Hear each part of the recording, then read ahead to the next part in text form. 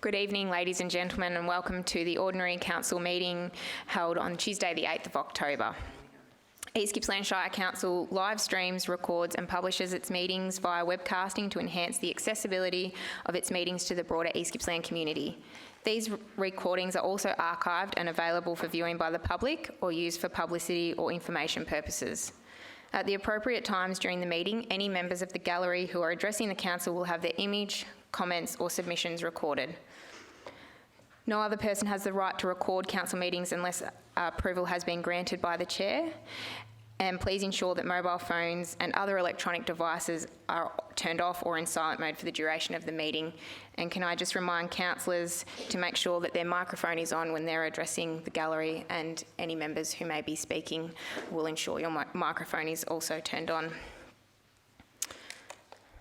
On behalf of Council, I would like to acknowledge the Gunai-Kurnai people, the traditional owners of the land on which we are gathered on, and pay our respects to the elders, both past and present.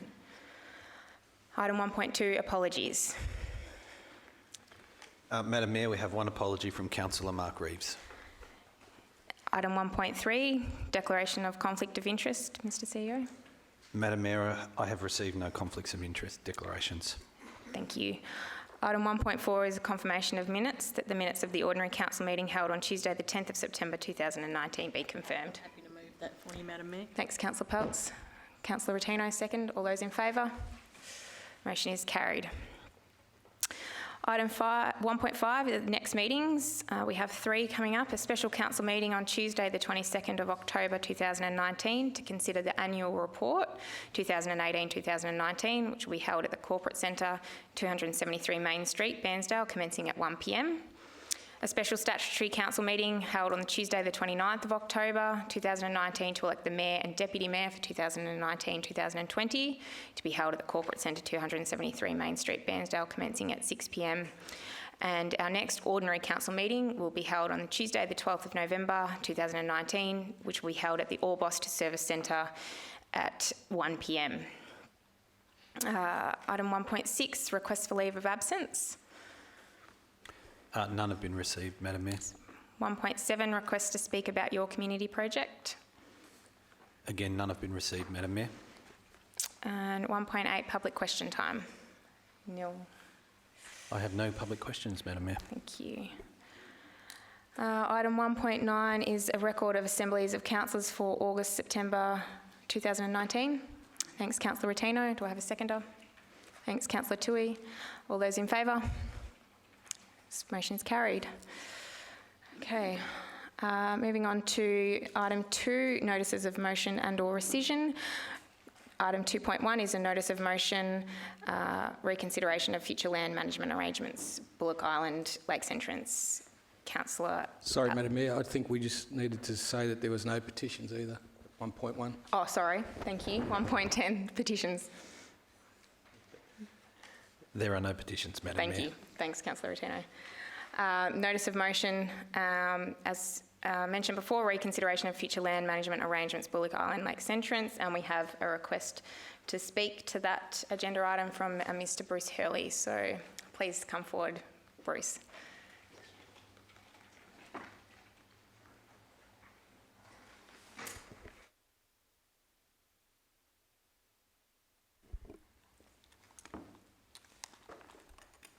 Thank you for allowing me to address the Council on a matter of major importance to Lakes Entrance, the development of Bullock Island. I speak to you as President of Lakes Entrance Action and Development Association, LEADER. During the last 8 months, LEADER's membership has grown from 40 to 500 members as the town rallies to have a stronger voice to advocate for much needed improvements to the town. In May, the largest ever town meeting was held in Lakes Entrance to discuss ways to improve Lakes Entrance for both residents and tourists.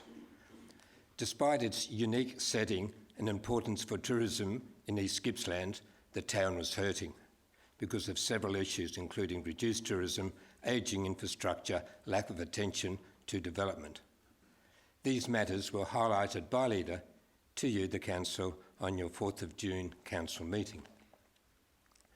The town meeting called for an injection of capital and energy to revitalise the town. The meeting highlighted that the development of Bullock Island was its #1 priority. Residents recalled the lack of action to improve Bullock Island despite 30 years of plans, reports and recommendations.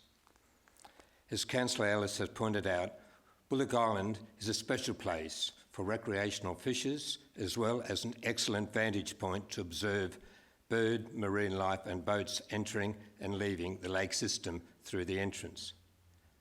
Despite its potholed gravel road, lack of facilities and lack of landscaping, it attracts hundreds of visitors and residents each weekend in the holiday season. There was shock, disappointment and bewilderment in Lake's entrance when the community heard about the Council's decision to vote down the partnership agreement with DELP at its 10th of September meeting. An agreement that was 4 years in the making and that would pave the way for staged development of the island based upon the 2015 Shire-endorsed Bullock Island Master Plan. The agreement has the Shire being responsible for the remaining Crown land, but not responsible for the expensive remediation and ongoing maintenance of the seawall. This decision was baffling, as Lake's entrance is so important for the tourist industry in East Gippsland, and Bullock Island is such a valuable recreational asset and tourist attraction. Baffling because Council had been briefed prior to its September meeting on the progress made in meeting its requirements to take over the management of the Crown land at Bullock Island. The town is not asking for Council to commit millions of dollars into immediate development. We know that cannot happen. We are asking you to accept responsibility, make a start to develop this prime nature feature within East Gippsland and to seek further federal and state government funding, as you have done for other coastal Crown land in East Gippsland. The details of the partnership agreement has been diligently worked through. The I's have been dotted and the T's have been crossed. It is an excellent and well-prepared document. Action is now required to end the neglect of Bullock Island, not more delays. I urge you to pass the motion moved by Councillor Ellis titled Reconsideration of Future Land Management Arrangements for Bullock Island. Thank you, Mr Hurley. Councillor Ellis. Thank you, Madam Mayor, for this opportunity to speak to motion number 2, 2019, reconsideration of future land management arrangements, Bullock Island Lakes Entrance. Councillors, can I ask you to refer to the item not listed in the agenda at item 2.1, which features a recommendation in relation to actions that I put forward to you as worthy of support for the partnershiping of Bullock Island by the East Gippsland Shire Council. Can I take it that councillors have read this motion to save me reading through the motion word by word? Good, thank you. The motion itself is publicly available on documents at the entrance to the chamber should members of the public wish to read it. Madam Mayor, I'd like to speak to the motion and look for someone to second me with that. Thanks, Councillor Rotino. I'm happy to second it, thank you. Thank you, Councillor Rotino. Madam Mayor, might have your indulgence? Thank you. Every community has a core location which helps to identify its being, its culture, a sense of belonging. Arguably, Bullock Island is that location to many in the community of Lakes Entrance, my hometown. A location that interfaces with the vast majesty of the Gippsland Lakes and the power and perils of its entrance. A welcoming sight for those returning from the churning seas of the Bass Strait. It is a place, though seemingly abandoned and tattered, is the Cinderella of the Lakes Entrance foreshore that is special. So despite the tag and baggage, it holds a highly valued appeal that offers so much joy and purpose to local and visitor alike. Some more passionate citizens tend to call it an iconic location. Councillors, it's now time for Council to reverse this neglect and turn it into a positive in both a cultural and economic sense. I urge you to support the motion I have put forward before you. I now will refer to my rationale for this plea to Council. The motion before you seeks Council approval to enter into a partnership agreement with the Department of Department of Environment, Land, Water and Planning, DELP, to appoint Council as the Committee of Management of the vacant and undeveloped open space on Bullock Island, Lakes Entrance, excluding the sea walls, which is important. The Shire has never had direct management responsibilities for the open space on Bullock Island. That has lain with the Crown, with the Department of Environment, Water and Planning being the Crown Reserve Manager, a sore point for many, a sore point with its community. Frustratingly, particularly from a public viewpoint, Council under the current and past land manager arrangement has been unable to contribute to works and improvements on the island to any real degree. This inability to influence real improvement was exaggerated by Council's inability to aid in attracting funding from other Victorian government sources for an asset not under its care. As is commonly held and acknowledged, DELP, Gippsland, in meeting its many and varied responsibilities, has suffered from reduced resources and funding for many years. Subsequently, management of the many Crown land reserves under their care, and in this case Bullock Island, has been challenged. The island's neglected roads and surrounds picture no better an example of this struggle. Council has long recognised this situation, and I, upon election to Council, like others before me, sought to seek a solution for the better management of Lakes Entrance's foreshore and town gateway, as both interconnect with each other. This early work initially culminated in the Lakes Entrance foreshore plan, which accounted for the entire urban Lakes Entrance foreshore west to the Kalimna Jetty, but disappointingly excluded Bullock Island. That exclusion, however, was addressed in August 2015 when Council, after considerable community consultation and support, adopted a master plan for Bullock Island.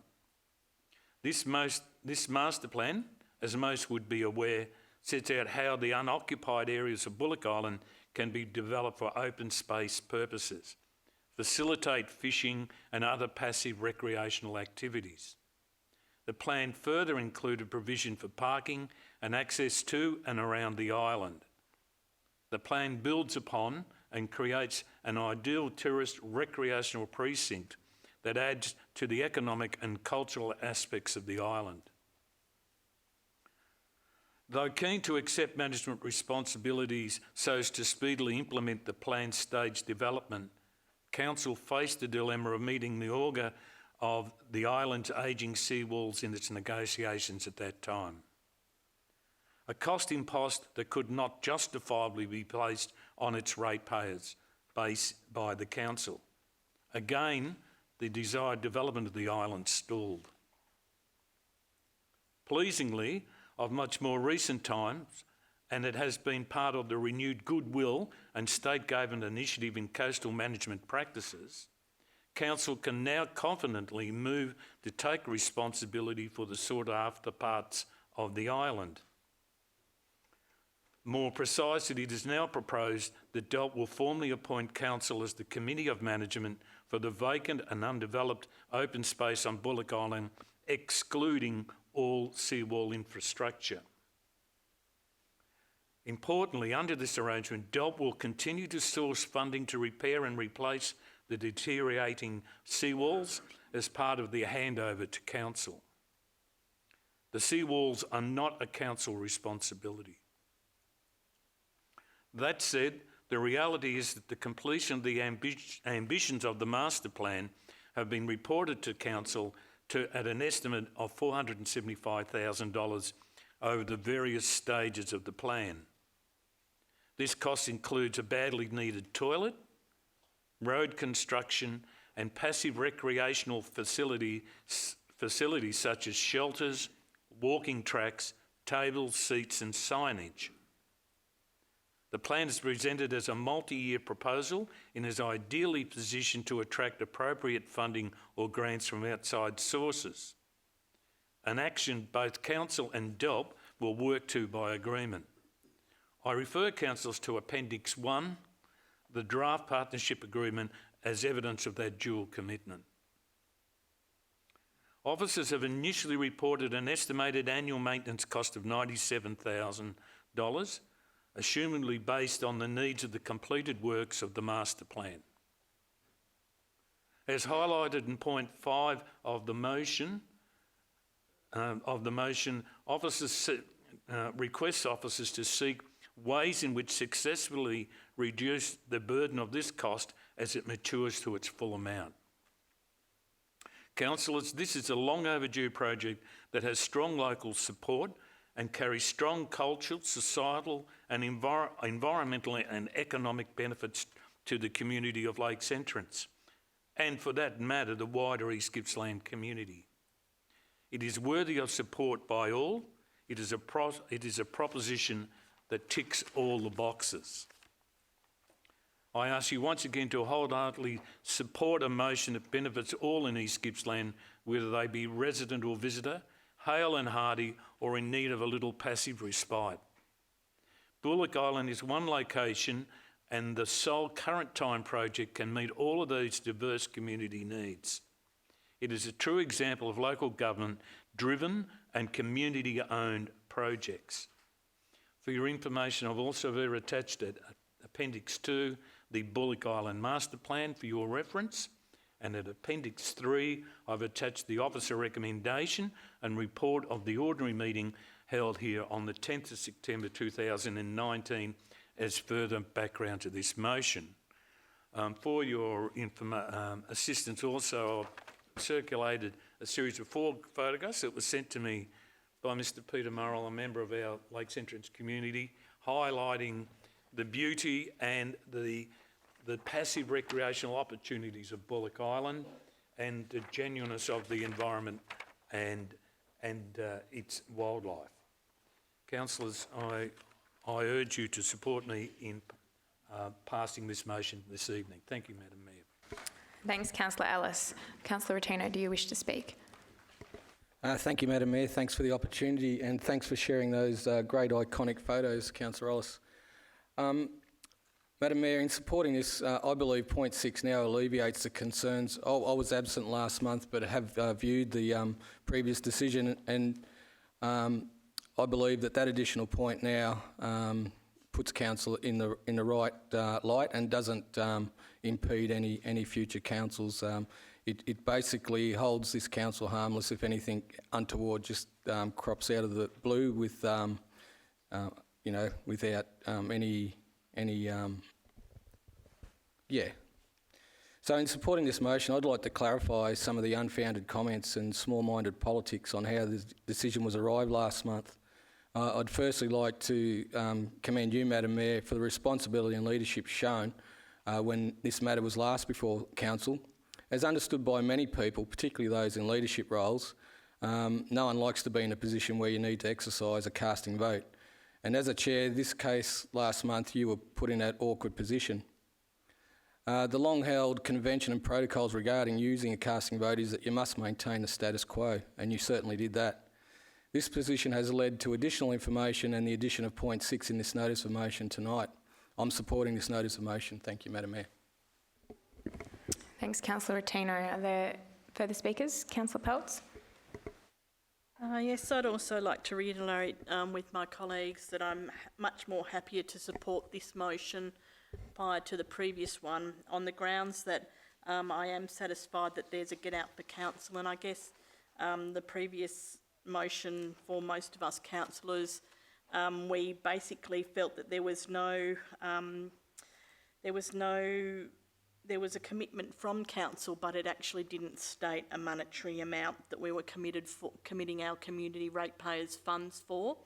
And the bottom line for me is this property needs to be developed further, and I conclude with my councillor colleagues about this and the community, but it can only be done so via state and federal grant funding, which will be ran through the council body, and it actually can't easily be recognised through any other body of the government system. So with that stated, if we were to go against this, it would actually mean funding that would be coming through from both state and federal government would not be easily accessible by any other government department. So for us to be able to move forward with this, the bottom line for me is the fact that we will be the guiding body of fund structures, but we will be keeping an eye on the amount that is committed by ratepayers funding to the exercise. And I think that was probably the situation that most councillors were not happy with, it being a bottomless pit like some of the other legacy programs that we have, such as the Raymond Island Ferry, the Bastion Point boat ramp, and some of the other issues that we pay for out of ratepayers' funds. So we were just hedging our situation and making sure we weren't overcommitting ratepayers' funds into the future with regards to the Bullock Island development. Thank you. Thanks, Councillor Peltz. Councillor Roberts. Thank you, Madam Mayor. And a nice piece of propaganda you've got here, Dick. Beautiful photos. One of my main concerns when this came to council last month was it felt that there was too many open, unfilled checks, blank checks that were going forward with this. But to see a few extra points here that that bolster up that council will look to relinquish excess land that can be returned to the Crown to recoup costs, and that there's going to be a report coming to the February 2020 meeting discussing the details on that. I feel much more confident supporting this motion, so thank you. Thanks, Councillor Roberts. Any? Yeah, if there's no further speakers. No? Councillor Ellis? Good. Thank you, Madam Mayor. Just to write a reply, just to clarify point 6, because I didn't read the lengthy motion out in distance. And I just want to draw councillors' attention to that sub-paragraph 6, and I'll read that to council, and that is that council notes that the partnership agreement will be amended to stipulate that if there is an unacceptable cost burden to ratepayers and council determines to relinquish Committee of Management responsibilities, the Crown will accept management responsibility over the relinquished lands. So this is to address the concerns that have been raised. It is an action probably and a recommendation that I would suggest that we would look to in any other further similar projects, and I'll refer to the Omeo Bike Trail. Perhaps we should, if in retrospect, we perhaps should have had this at Bastion Point, which has been a cost burden to council and ratepayers. And to any other sort of partnership group, so that we have that insurance and and confidence to go to our public and say that we are managing these facilities in a responsible manner. That said, and having referred and acknowledged the photographs and the changes, I ask councillors to support the motion I have presented to council this evening. Thank you. Thanks, Councillor Ellis. I'll put the motion to you. All those in favour? Unanimously. Motion is carried unanimously.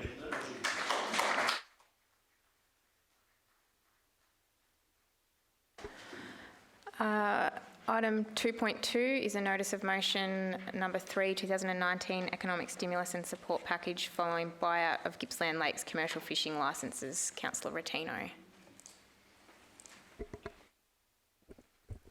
Yeah, thanks, Madam Mayor.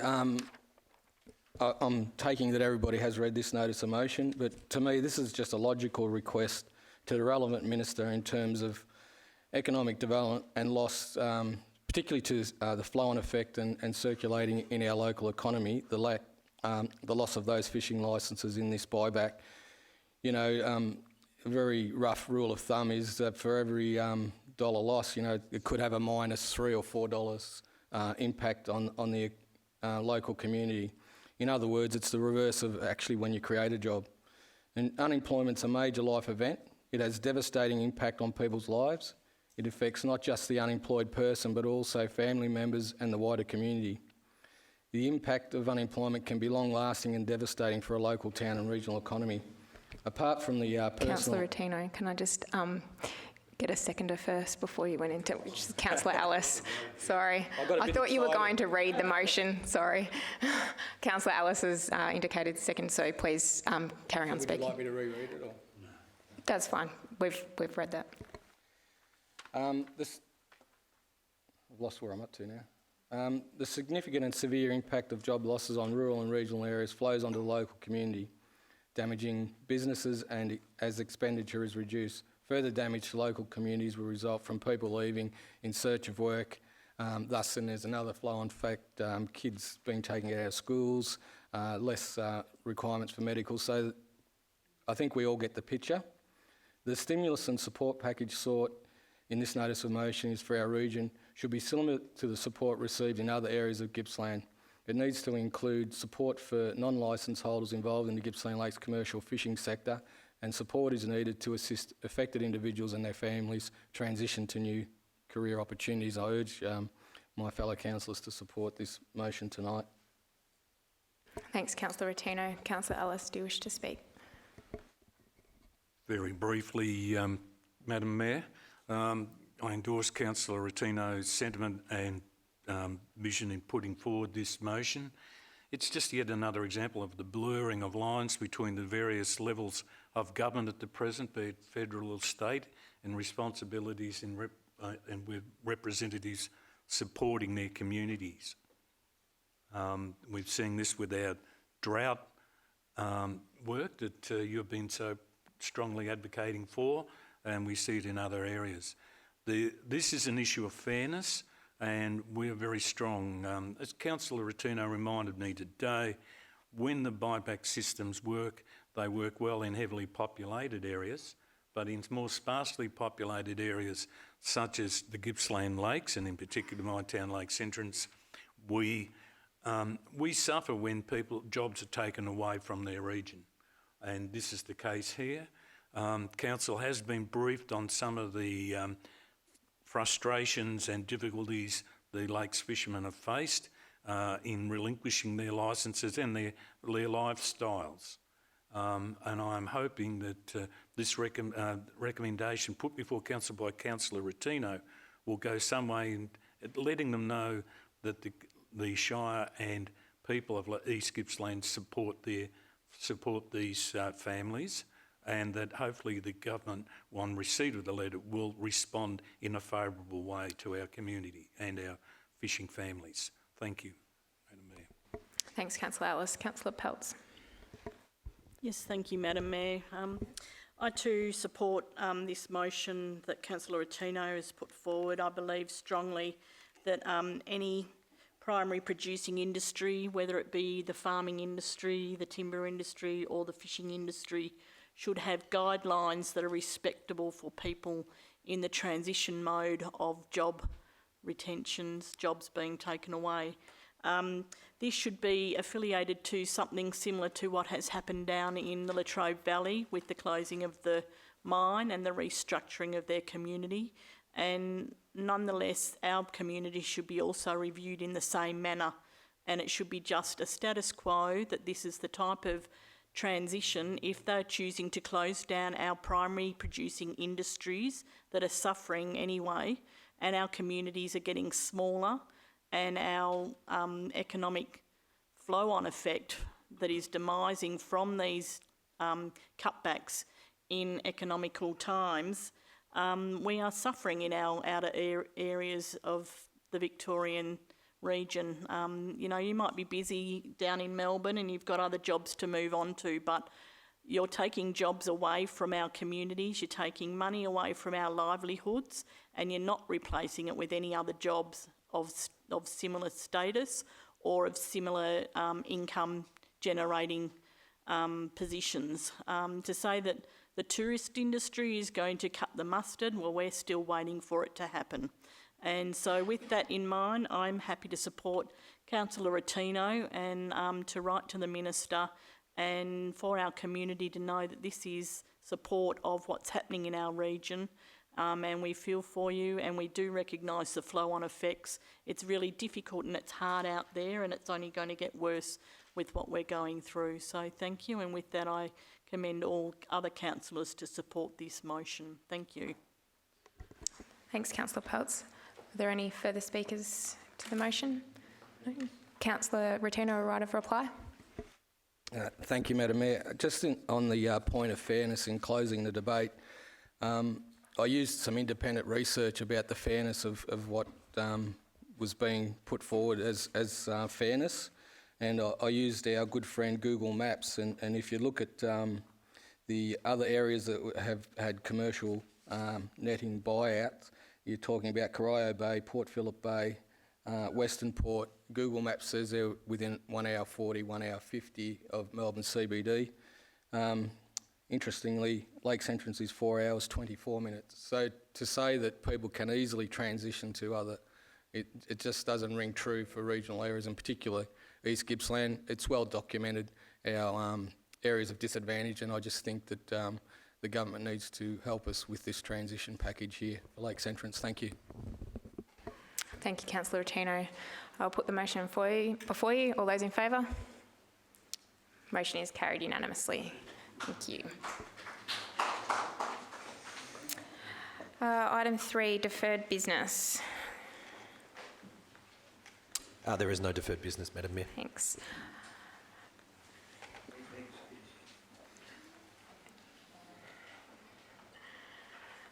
Item 4 is councillor reports. Councillor Toohey.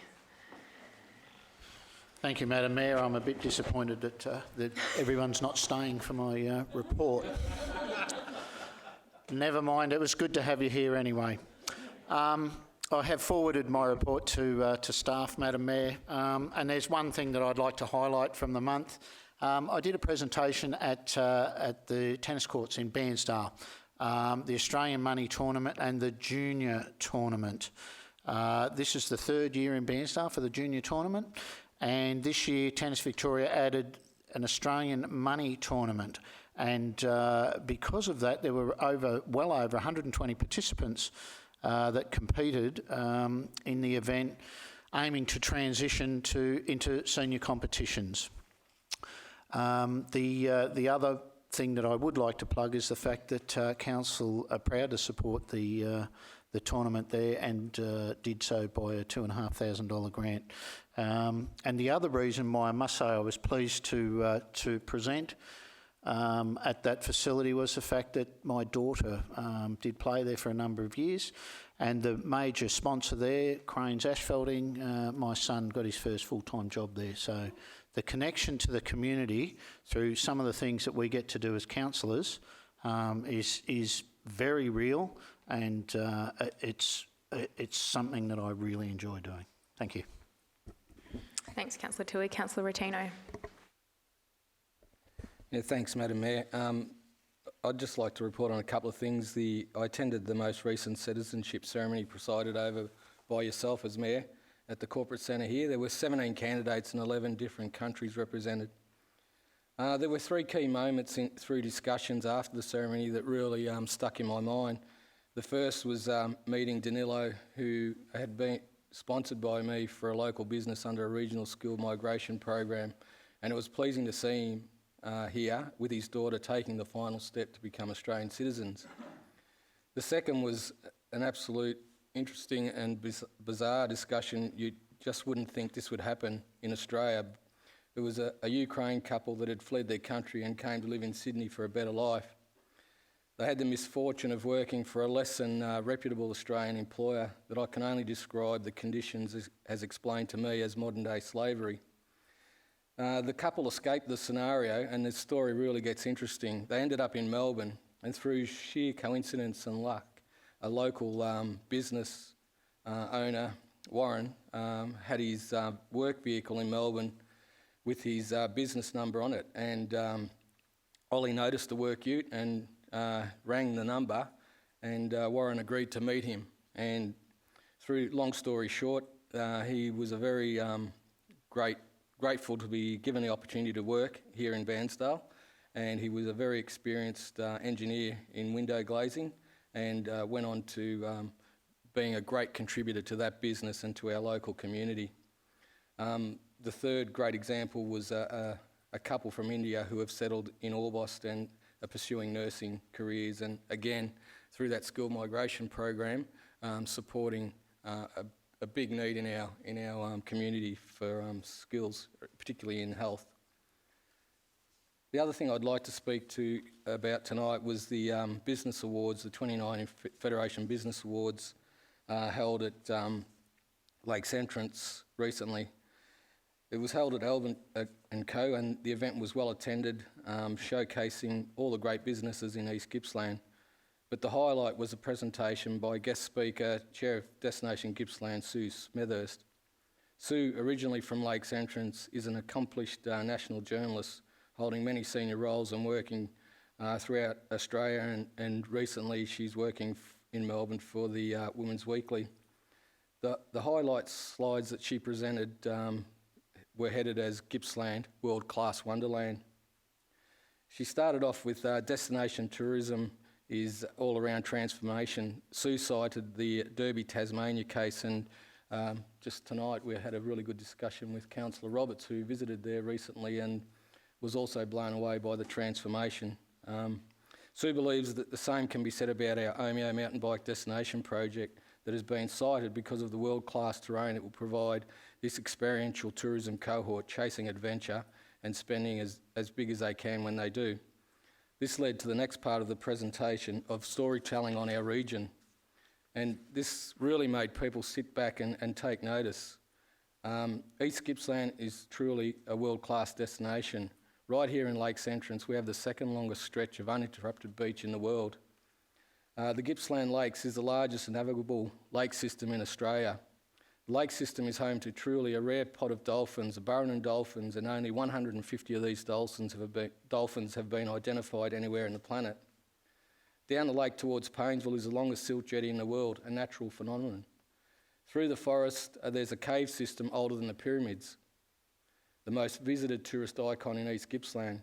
Sue said if Gippsland is the jewel in Victorian tourism crown, then East Gippsland is its diamond. We all need to become better storytellers and tell the story of this remarkable place where we live, work and play. We're all in the business of tourism. Thank you, Madam Mayor. Thanks, Councillor Rotino. Councillor Roberts. Thank you, Madam Mayor. Some highlights from me from the month of September. I attended the Gippsland Wine Show to present on behalf of the Mayor. I presented the award for Best Cab Sav. The Shire contributed $2,000 to the event, with more than 100 wines from Gippsland being entered. It was an extremely well-attended evening with some very, very good wines on show, and happy to say that local cellar door Lightfoot and Sons did extremely well and took home some of the most prestigious awards for the night, so congratulations to them. Another highlight was the exhibition launch of Rayanne Tarilli Thomas, Moongan and Lit, Lisa Roberts' Flying Foxes and Disappearing Trees, and Louise Chris from Glide Poems. This is the East Gippsland Art Gallery, and once again on behalf of the Mayor, I was able to open the exhibition. Something pretty close to me, my mum had an exhibition there. That was one of her shows, the Flying Foxes and Disappearing Trees, which is very topical at the moment. But it was a packed evening with a really, really enthusiastic crowd, and just shows how important that gallery is to the community.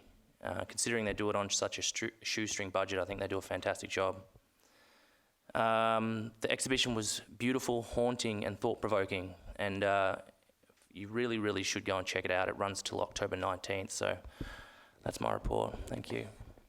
Thanks, Councillor Roberts. Councillor Buckley. Thank you, Madam Mayor. The Sunday before last, at our monthly meeting for the Bairnsdale Aero Club, I put a presentation to the club members, which was very enthusiastically received.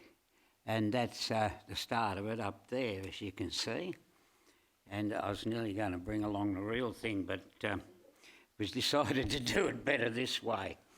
And anyhow, in World War II, as you know, was a pretty hectic time around here, and at the drome there's these old gun pits. Most of them have been filled in now, but this particular one wouldn't take a lot to restore it. And the club members seem to be very enthusiastic about supplying the labour to do it and so forth. So it wouldn't be of any expense to the Shire, even though we are the controlling body. And as you can see, that's a Lewis gun, incidentally, and that's the frame it used to sit on, the axle part that goes up further to use the gun as an anti-aircraft gun is missing, but all that stuff can be restored and remanufactured. And I've got a contact that could make a more accurate model of a Lewis gun. And as you can see, there's a little bit of concrete in the bottom right-hand corner, right-hand corner, looking this way. And there's that's a blast room, if you like, where the gunners would flee into there when things got too hot, obviously, and that's bomb-proof, and it's a room 2 or 3 metres by 2 or 3 metres, and they'd store their ammunition and stuff in there.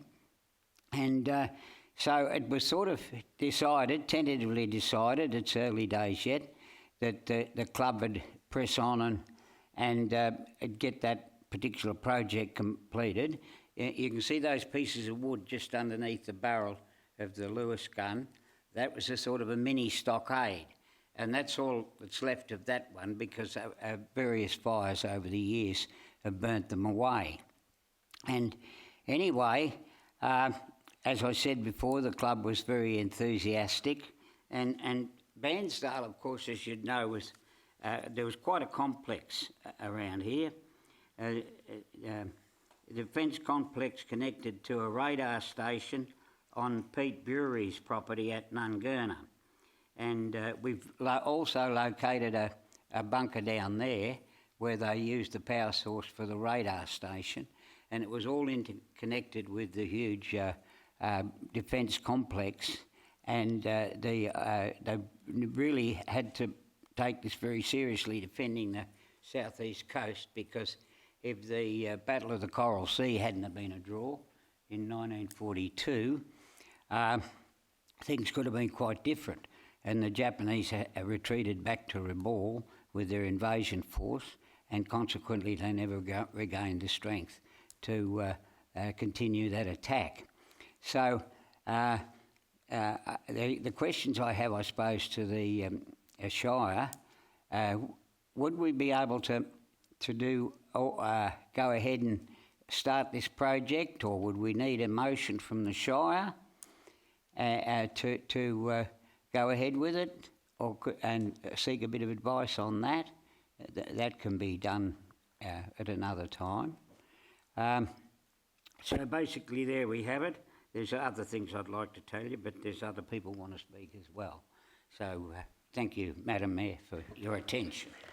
Thanks, Councillor Buckley, and officers will get back to you at a later point in relation to your questions. Councillor Ellis. Thank you, Madam Mayor. It's a little bit hard to follow up on the story on a machine gun, especially knowing it's downstairs. All right, I've got to run through my report, which has been prepared and lodged. I've had another extremely busy month with a series of meeting commitments both within and outside of council, and meeting with a large number of members of our community. A couple of civic events worthy of mention include the farewell and acknowledgement of service to CEO Rob Millard after providing many decades of service to local government, and more lately in waste management services, which have impacted upon Gippsland as a whole. I also attended the soft launch of the East Gippsland Shire's Recharge Scheme, held at the Bairnsdale Library in company with members of the Shire's highly respected Disability Advisory Committee, which now provides services with people in electric operated or battery operated wheelchairs to recharge their chairs as they move around the CBD. I also attended the public consultation sessions and later attended a dinner meeting with the Victorian Marine and Coastal Council when they visited East Gippsland. I was pleased to have been able to promote East Gippsland's position in regard to that committee's proposed new coastal management policy, which in turn will affect any future state or regional planning strategy. It's a very important piece of work. I further attended Infrastructure Victoria workshop and consultation processes at Traralgon in relation to Victoria's resource recovery and recycling programs. I further attended the Regional Tourism Industry Conversations workshop conducted by Economic Development Victoria at the Bellevue at Lakes, an evening considered to be most successful with many industry figures in attendance. I attended and chaired a planning mediation session in relation to a planning application at 54 Lakeside Drive, Lake Tyers Beach, in company with Councillor Toohey. I also attended a further workshop on Victoria's circular economy policy in relation to waste management at Traralgon. Of interest, I had the honour and pleasure of representing Council at the 90th birthday celebration of the formation of the Lakes Entrance Urban Fire Brigade. I previously presented Council with a copy of the publication presented on that night, highlighting the 90-year service of that brigade. I attended the AGM and quarterly meeting of the Local Government Timber Towns Committee, at which meeting I was elected to be the Gippsland representative on their executive. And I further had the unique honour, which is of interest, and privilege of attending and represent Council at a special celebration conducted by the Bensdale U3A group to recognise the contribution to their group of not one but 20 nonagenarians, that is, people who are over 90 years of age. All of these members were active people, active members within the club.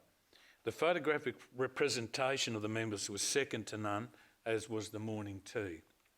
Yet again, the leadership and members of this great community group are to be congratulated. I also attended and participated in the annual Future of Rail in Victoria conference. I previously reported to Council on this conference and have highlighted some of the more disturbing issues arising out of the presentations made.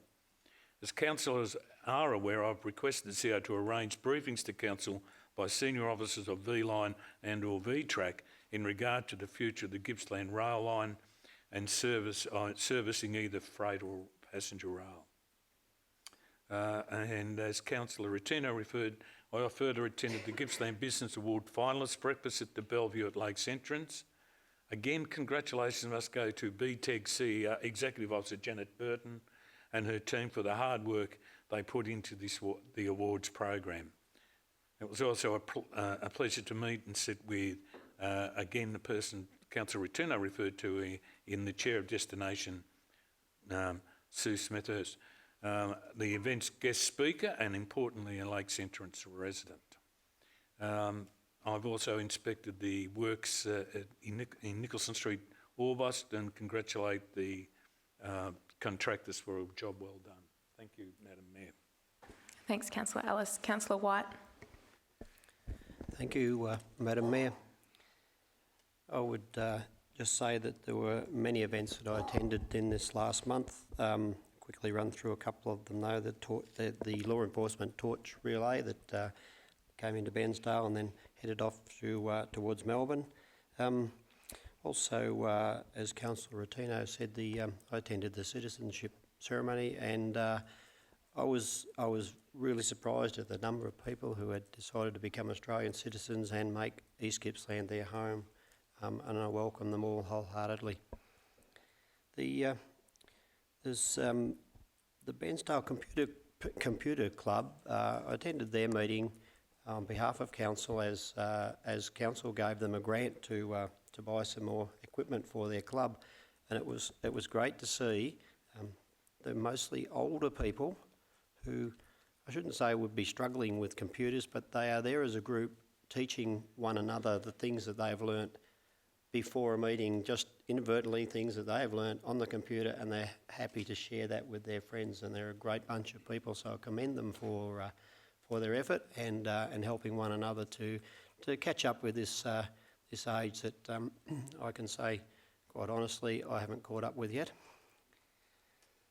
Then I also went to a 40th birthday party on the Paynesville foreshore a couple of weekends ago, which was the Craft Centre.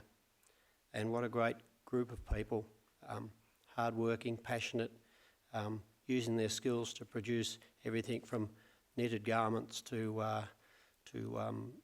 jams and relishes and all sorts of other things. But what came out of that was the fact that they had on the wall all of their own community organisations, that the money they had raised, they had then donated back to Paynesville community groups. And for example, the school, the CFA, the Scout group, and many, many more. So it's wonderful to see that they have this great friendship, this ability to produce things from scratch and then sell it to community who wish to go through that really, really nice building there on the foreshore. And at the same time also, they share one of the weekends with another with the Bensdale Mitchell River Rotary Club, who hold a market down there, and one of the members of that club, Alan, kindly donated a cheque from Rotary to them, which they will probably redistribute for $300, and I thought that was really, really great for him to do that, and they accepted that gratefully. We also had the Ag Group give us a presentation again at our drought reference group last Monday, and for their ideas to develop strategies around different plant groups that may suit our environment as we go into this phase of dryness.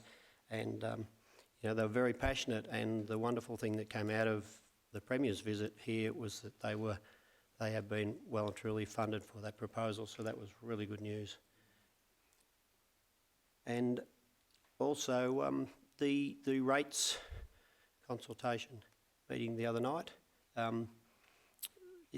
The chair of that got quite a surprise, and it was well represented by councillors. This council group got quite a surprise at the number of councillors who were in attendance, and then an even bigger surprise because he'd suggested that they get perhaps 4 or so members of the public to come to the second part of the meeting, and here it was about 60 people turned up in the gallery. So I think he was very impressed with our efforts to see some change in the rating system. So that's about my lot. Thank you. Thanks, Councillor White. Councillor Peltz. Thank you, Madam Mayor. I'd like to recognise the works of the recently formed Orbost branch of the CWA ladies, who since reinstatement have been working hard to fundraise to gather base funding to establish its branch back in the Orbost region. The passion behind the girls working hard is unmeasurable, of wanting to help their drought-ridden community and help where it's necessary. So I'd like to recognise them for their contribution, and hope they look towards us for a bit of support with regards to some of the networking stuff that our council's involved in. During the previous month, I've been busy advocating for our region at the MAV Transport and Infrastructure meeting, where VMAPS is working on principal freight networks with rail and road national transport reviews, which identify the 8 most useful national freight routes, which of course our Princess Highway is one of them. And to know that that's being recognised in many places is heartening to us with the work that we're doing in regards to the SEATS, South East Australian Transport Systems Group, and it's sort of all niching together really nicely. It was recognised that sharing of risk and responsibilities for government bodies to comply with the National Heavy Vehicle Regulator guidelines was an area that staff need to upskill a bit more in, and that might be doing some staff skill networks with them.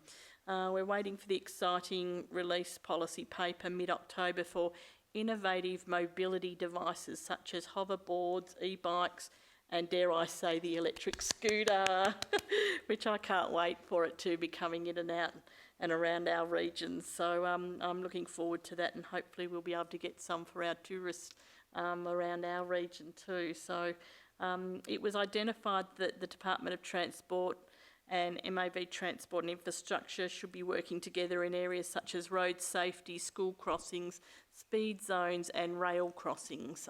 We felt they were the areas that were most significant to all of the outer urban areas. And the next day was the Rail Freight Alliance Forum, which had some very interesting guest speakers. And one in particular, which I'd like to enlighten you to, was from the Department of Transport. And he confirmed to us that works on the Avon Bridge would start shortly and would be due to commence late 2020. The new bridge would run adjacent to the old construction and would be capable of taking speeds of up to 90 kilometres an hour, which is much more than the current 10 kilometres an hour, which we have to travel at now on the trains. And also I attended the Rural Council's induction meeting, and basically the meeting afterwards was in regards to the mayoral forum that's happening next week, which Rural Councils is the host of. So basically we were just aligning our reviews, and we've got some funding things that we're addressing tomorrow. Lastly, I had the honour of representing our mayor in the official opening of the Let Me Be Myself exhibition, which was based on the story of Anne Frank. And it's an exhibition set up on the mezzanine floor of the library here in Bairnsdale, and it's open till the 3rd of November. It's a very interesting exhibition. It's compelling and it's quite confronting, with a lot of explanation about the horrific war deeds that happened at that time in 1947. So to go in there and look at people's resilience and, you know, how they had to live, it was just, they've got a little statue of the house and in which section they lived in, and I think most people have read the book of The Diary of Anne Frank, and it's it gives you a bit more enlightenment into the story. So that was the end, and that concludes my month. Thank you, Madam Mayor. Thanks, Councillor Peltz. Just a couple of things from me. Grand final day, I was privileged enough to go and welcome about 100 volunteers at the Anglers Rest Camping Ground to their 3rd annual Friends of the Midder fundraiser Give Back Volunteer Day. So we saw volunteers from all over the state come together with Parks Victoria to plant trees, install signage and undertake general maintenance along the Midder River.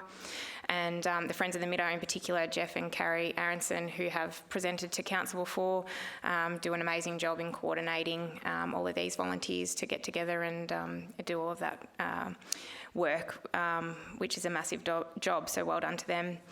And the last thing I just wanted to talk about was the visit we had from the Minister for Agriculture and the Premier, who came to announce further drought funding to support our drought-affected communities, which we knew it was the first time the Premier had visited East Gippsland for many years, and it was great to have Minister Symes return to East Gippsland. I think it was about the 3rd or 4th time she has been down in the last 10 months. So she's shown some great support to our region. We met on site at the demonstration site, which Councillor Watt referred to in his report from the Gippsland Agricultural Group. The funding package announced $400,000 to them and other funding for immediate and future focused needs, which also included $1.5 million to Council to assist in meeting the immediate needs of the farming affected community and businesses. Also, continuation of infrastructure and pasture grants and the continuation of the drought employment programs which have been run by the CMA.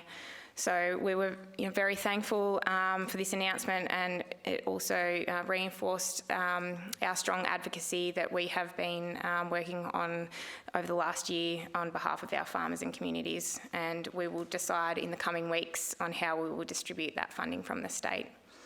And I'll leave it at that, which leads us into 5.1.1, the Council Representation Review, and Mr CEO. Thank you, Madam Mayor. 5.1.1, yes, Council Representation Review, which is very timely given the amount of representation that's just been described to the chamber.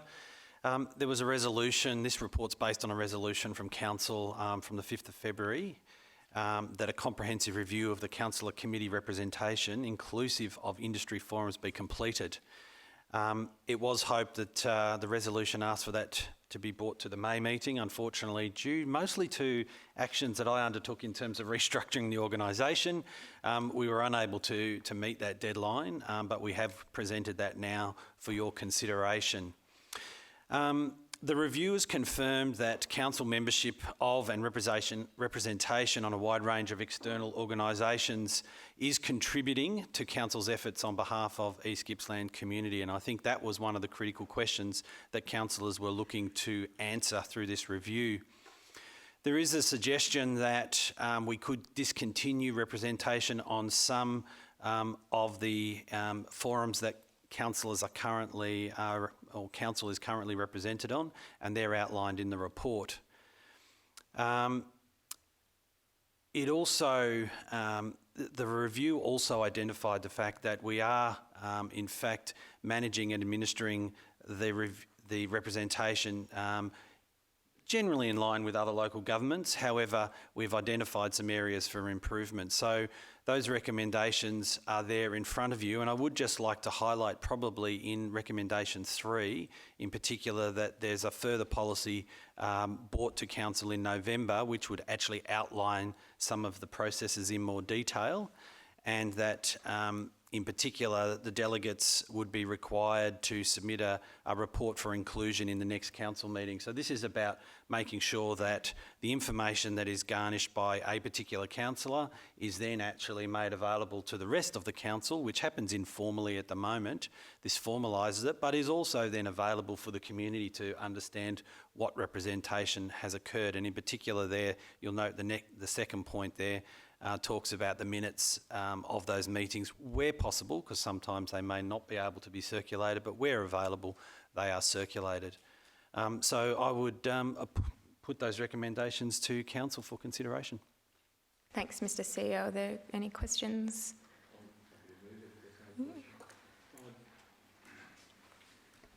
I'd like, if I may, Madam Mayor, ask the CEO taking into account the current practices of council at the moment, which is a council decision for the appointment of representatives to the various committees and outside forums, what more formal practice is he envisaging that is not already practiced? Through you, Madam Mayor, thank you for the question, Councillor Ellis. It is about that a number of these things are practice, as you describe, and are not necessarily captured in a formal procedure or policy so that that can be clearly articulated. One of the changes that's being proposed is also around the term of appointments. At the moment, those terms of appointment are for 4 years, and what we've identified is that throughout the term of council, councillors take on different roles, have different interests, so that 4-year appointment, whilst it's looked at 12 monthly, is not actually a determination of the 12 months, and we're suggesting that the appointment be for delegates to be 12 months in that. That doesn't mean that a councillor cannot continue to be the representative. It just means that it's formally reviewed at 12 months. Yeah, thanks, Mr. CEO. I'm concerned that councils maintain control of their own actions and report back to council. I have no difficulty, but I just feel that it's a decision of council and it shouldn't be too formally structured so that councillors are influenced on what amount of work is associated with the reporting process or attendances, rather than the will to represent their community and their council by their own free will. Thank you. Councillor Peltz. Yes, thank you, Madam Mayor. I'm just curious, with the representation on the ones that are being discounted or discontinued, a lot of those groups haven't met, and I think the issue here is the fact that within these times, some of the councillors have been placed on these committees, like the Professional Development Reference Group or the Human Services Committee, and none of these groups have actually met in the 3 years that we've currently been on this council. So I guess the underlying question is actually to know whether the MAV is going to continue with these groups in the format, but also knowing they branch into the advocacy role of us, campaigning ministers and their advisors, because this is where these groups actually stem from. So any of the MAV ones, you're usually talking with the minister's advisors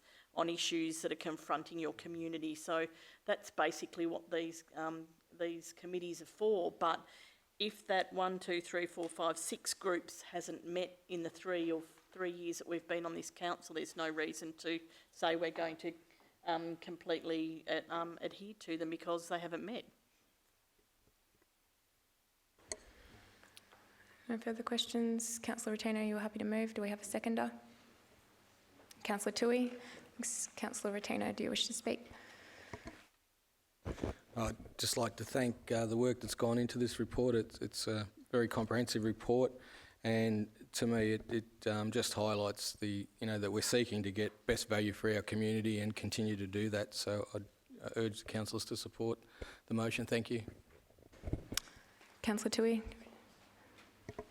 Thank you, Madam Mayor. I'm obviously on a couple of these, and I must say I have seen the benefit that comes to our community from being in these committees and so forth. And I concur with Councillor Rotino. Value for money is what we're about. Committees not meeting, there's no point having them in there. But happy to go with this proposal. Thanks. Thanks, Councillor Toohey. Speaker against? No. Speaker for? for? For, Madam Mayor, but I'd just simply like to remind councillors the importance of the MAV and the advocacy role that can be taken and the doorways that are opened by being members of the MAV. The recommendation before us in relation to these somewhat inactive subcommittees at the moment are relevant.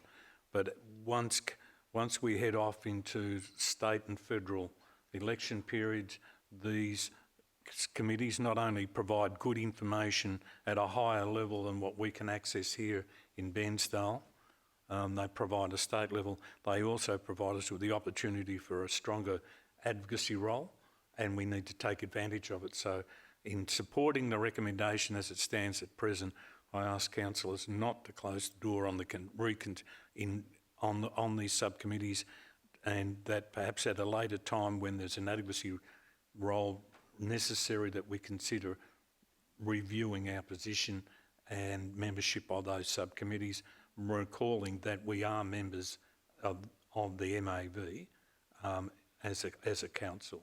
So we take advantage of what services they provide. Thank you. Thanks, Councillor Ellis. Any further speakers? No? I'll put the motion to you. All those in favour?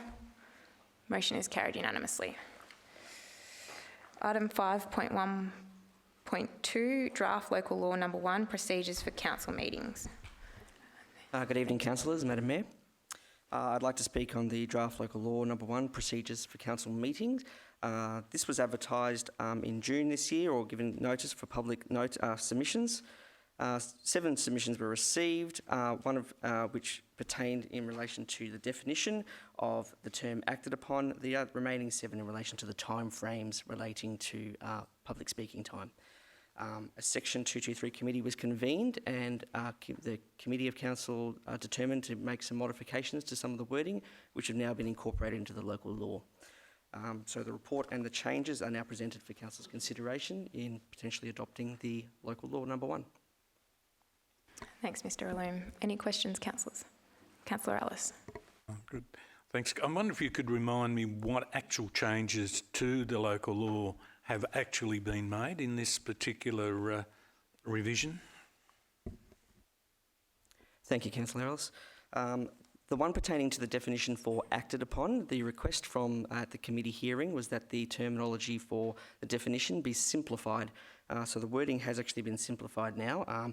Key difference being that there was a term used called materially affected, so now we're just channelizing that as affected, and essentially making sure that anything that's being practically incapable of being rescinded is noted as being such. The other core change in relation to the timeframes for public speaking time. So the draft proposed a speaking time between 3 to 5 minutes. Following the hearing and the feedback received, the decision was basically decided to revert back to the 5 minutes from the previous local law that we had from 2017. Sorry, did Councillor Ellis have a follow-up or? It's just to give people the understanding of where this arose from. I accept that we reverted back, so there's no question there. It comes back to the question of acted upon. Now, is that based on that fresh definition? Has that arisen from the fact of the debate Council had earlier in the year in relation to the mineral sands debate, when we were arguing on the issue of what was reasonably acted upon? What did that mean? Is that how this has come to be? Yes, I understand that is the case. Councillor Peltz. Yes, sorry, Madam Mayor, if I may. Can you just clarify the 5 minute thing? And I was sure there was some section that was in there saying unless determined otherwise by the chair prior to any speaker addressing council. Yes, the correct wording, or the wording that was actually been reverting to, is unless determined otherwise by the chair prior to any speaker addressing council on a particular item, each speaker on that item will be allowed no more than 5 minutes. And if I may just have a clarification that the chair actually can determine a lesser time if the chair wishes to, and it is actually determined by the person that is in the chair at the time. Yes, that is correct. It's unless determined otherwise by the chair prior to any speaker. Yes. Thanks, Councillor Peltz. Mr. CEO, did you wish to clarify? Yes, thank you, Madam Mayor. Just to add further to Councillor Ellis's question before, on page 187 of the agenda, there is actually a tracked changed version of the local law, so that actually tracks all the changes that have been made, because I think it's important to understand that in fact there are more changes than just the speaking time and the definition of acted upon.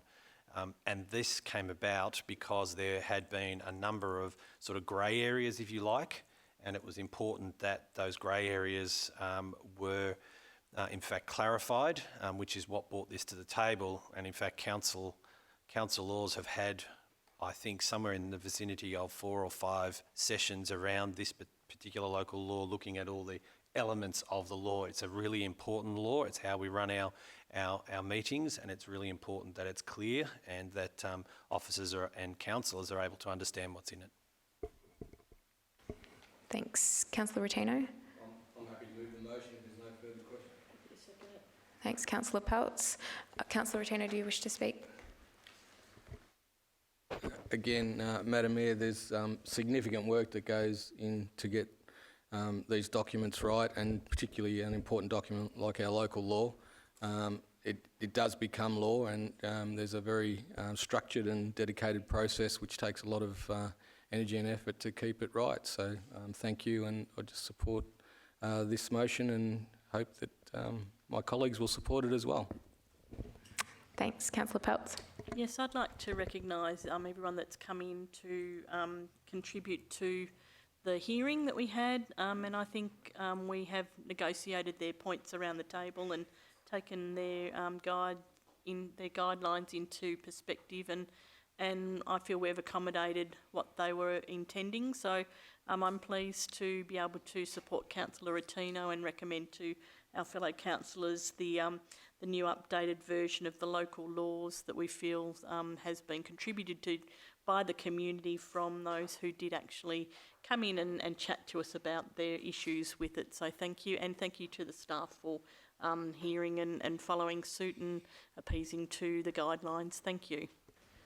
Thanks, Councillor Peltz. Councillor Ellis, are you speaking against or I'll be speaking for? With an observation, and that is that this is probably one of the most important documents Council has, because it provides good governance and an open and fair, reasonable debate on any subject that comes before council. So this is important that we get this document right. On a humorous note, Madam Mayor, I'm particularly pleased to see that we haven't put that damn time clock into our local law, that it just sits there and it's not part of our process, and that you, Madam Chair, have the right to decide on the time of a speaker rather than a machine. It's looking at you right now, Joe. So this, as I say, is an important thing. There are some amendments that have been put forward, and they come from experience from the different meetings that we've experienced over the past 12 months. So I commend, like the other, Councillor Attino and Councillor Potts, the motion before council. Thank you. You've had your 5 minutes. Any further speakers? No? Put the motion to you. All those in favour? Motion is carried unanimously. Item 5.1.3, proposed road renaming extension of Giles Street. Miss Liz Collins. Thank you, Madam Mayor.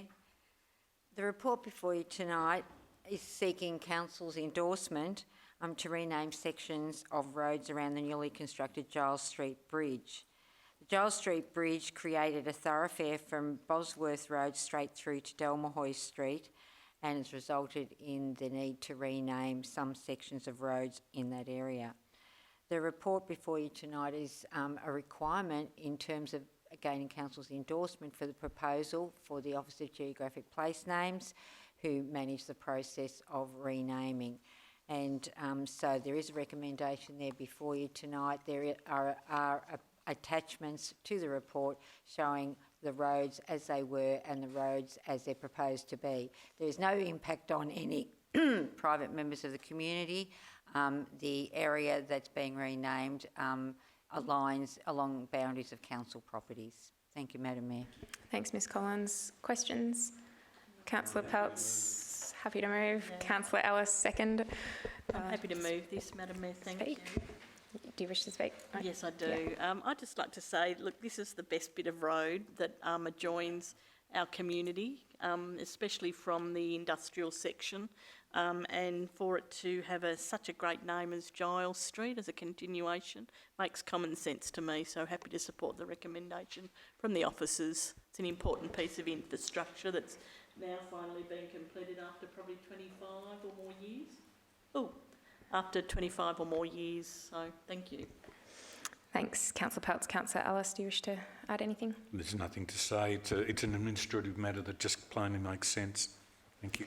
Thanks. No further speakers? Put the motion to you. All those in favour? Motion is carried unanimously. Thanks, Ms Collins. Item 5.1.4, proposed locality boundary amendment Hillside and Bairnsdale.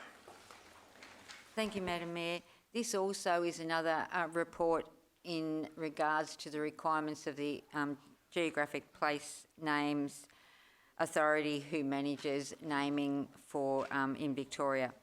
So this is about the boundary realignment between Hillside and Bairnsdale, and the current boundary, which goes through the middle of a number of properties, which is not obviously ideal in terms of place naming.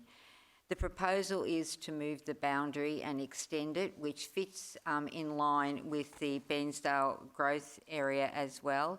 There are 2 impacted properties, and those owners have been directly contacted and have not made any response to those.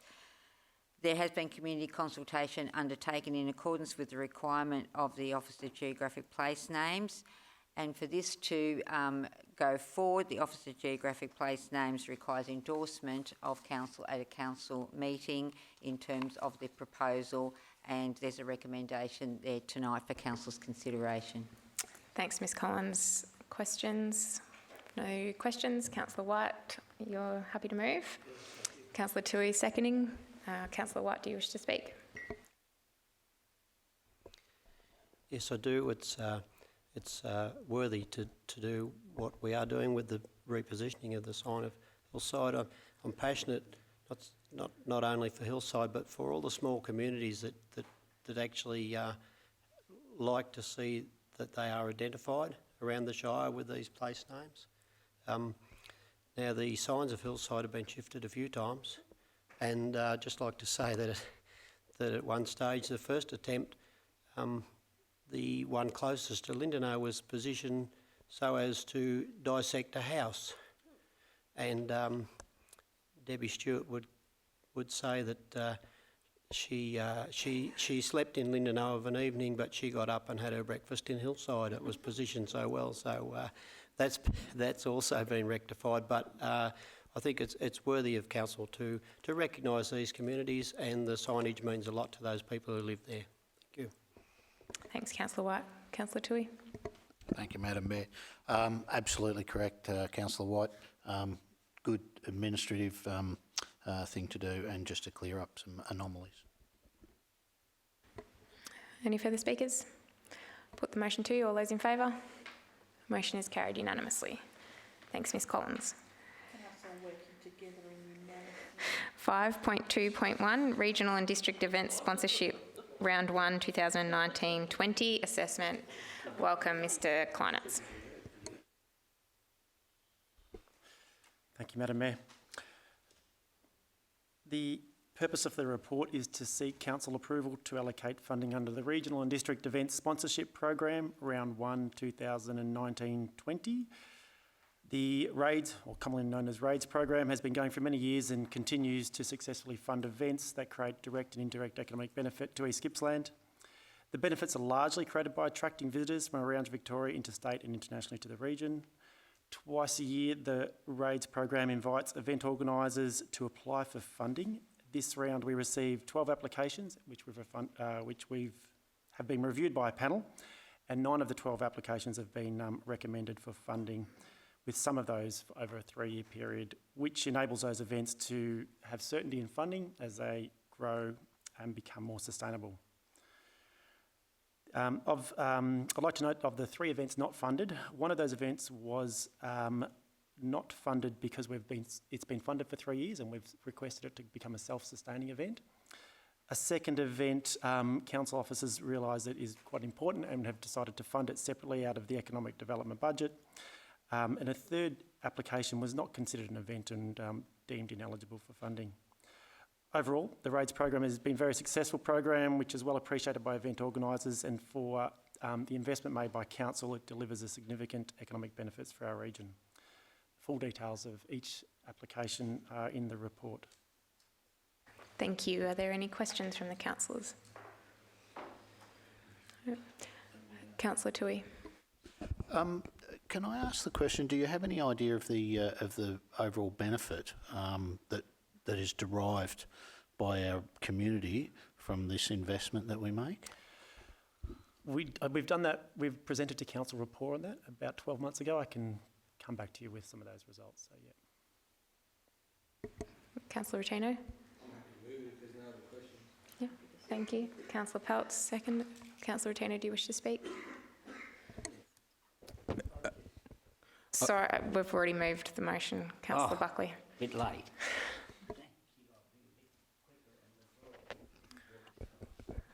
In supporting this motion, Madam Mayor, I'd really take my hat off to all the events and things that we are supporting in our community. They are really important events and sponsorships, not just by promoting the event itself, but the fact that quite often they attract outside people to our region. And there's a really interesting statistic around investment in our region that 10% of that investment came from people who once visited the region as a tourist. And that's why we're all in the business of tourism, and events play an important role of that. Thank you. Thanks, Councillor Rotino. Councillor Peltz. Yes, I'd just like to say, look, I'm really excited looking at the list that's being funded, because there's some really unusual things which I haven't seen before, and the Can River Community Centre's hosting a passing of the Endeavour, which is a national monumental event, which I think's great. And, you know, then there's the Lunar New Year celebration in Lakes Entrance. the Wildfight Boxing for the males, Eastern Valley Street Rodders down in Lakes Entrance is able to have a cruise. And some of these events, they actually bring more substance to the area. And I know, for instance, the Hot Rodders, you know, they'll really appreciate that. They'll have a great night. They'll probably have a band and a bit of a dinner. And then a cruise the next day off to Paynesville, spreading their, you know, the economy generator across the region. So, you know, the Field and Games is another one. They've got the National Championships happening, and, you know, 2019, I think they held it last year as well, and to be able to hold it 2 years in a row, it's fantastic for our region. So all in all, looking at these events, it's a great cross-section to our community, and, you know, I really think it's worthwhile for council to be able to sponsor, and I'm really proud to be able to be supporting these tonight. Thank you. Thanks, Councillor Peltz. Are there any further speakers? Councillor Toohey. Stephen, just in regards to my question earlier on, it was only to try and quantify the benefit to our community, and I would imagine that this small investment would come back to us tenfold by the money that is put into our community by the people that attend these events. So the point with my question was, it's such a good investment on behalf of our community. Money absolutely well spent. Thanks, Councillor Toohey. Any further speakers? Do you wish to have a right of reply, Councillor Rotino? No. Okay, I'll put the motion to you. All those in favour? Motion is carried unanimously. Not funded out of this. 5.2.2, endorsement of the Parliamentary Inquiry into Tackling Climate Change in Victorian Communities submission. Welcome, Kartik. Thank you, Madam Mayor. Good evening, councillors. The purpose of this report is to seek endorsement from council, and it's a written submission prepared by the officers to the Victorian Legislative Assembly's Environment and Planning Committee's Parliamentary Inquiry into Tackling Climate Change in Victorian Communities. Attached is the report and the submission that's been prepared by the officers. In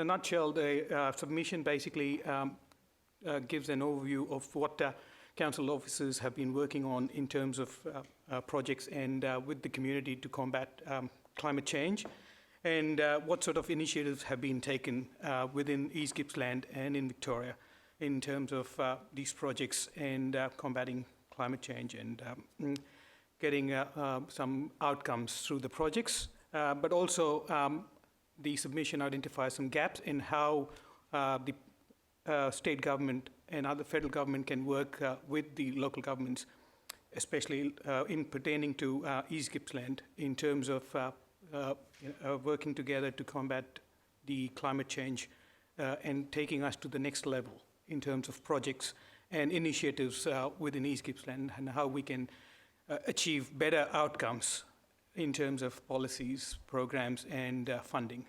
So that's the submission for your endorsement. Thank you. Thank you. Are there questions? Councillor Buckley. Thank you. Yeah, but look, I know this is a tickly subject, but it's could we suggest that we perhaps change the name of this instead of climate change to climate cycle? Because we've had climate cycles going on since the beginning of time. I don't suppose time starts or stops, but you know, if we didn't have climate change and climate cycles, we'd be still with the dinosaurs. And you know, I think it's you know, could be looked at it in a less hysterical way. That's my comment. Ms. Weigel, do you wish to answer that? Thank you, Councillor Buckley. The terms of reference were fairly clear for what the parliamentary inquiry was looking at, and it wasn't around the terminology and how we describe climate change or climate emergency. There's I think it was called global warming at one stage. It was really about some of the programs and some of the projects that are around and some of the initiatives that can be undertaken. So in drafting the submission, we actually had to respond to the terms of reference of the inquiry, and that wasn't one of them. Thank you. Thanks. So, Councillor Ellis, you've moved the... I'm happy to move it. Yep. Councillor Roberts, you happy to second? Yep. Councillor Ellis, do you wish to speak? This shows the importance of local government in dealing with state government policy. As councillors are all aware, our current state government have a strong policy in relation to addressing the perils of climate change that face our communities across the wider state, and in doing so they have placed up a series of expectations of all levels of government.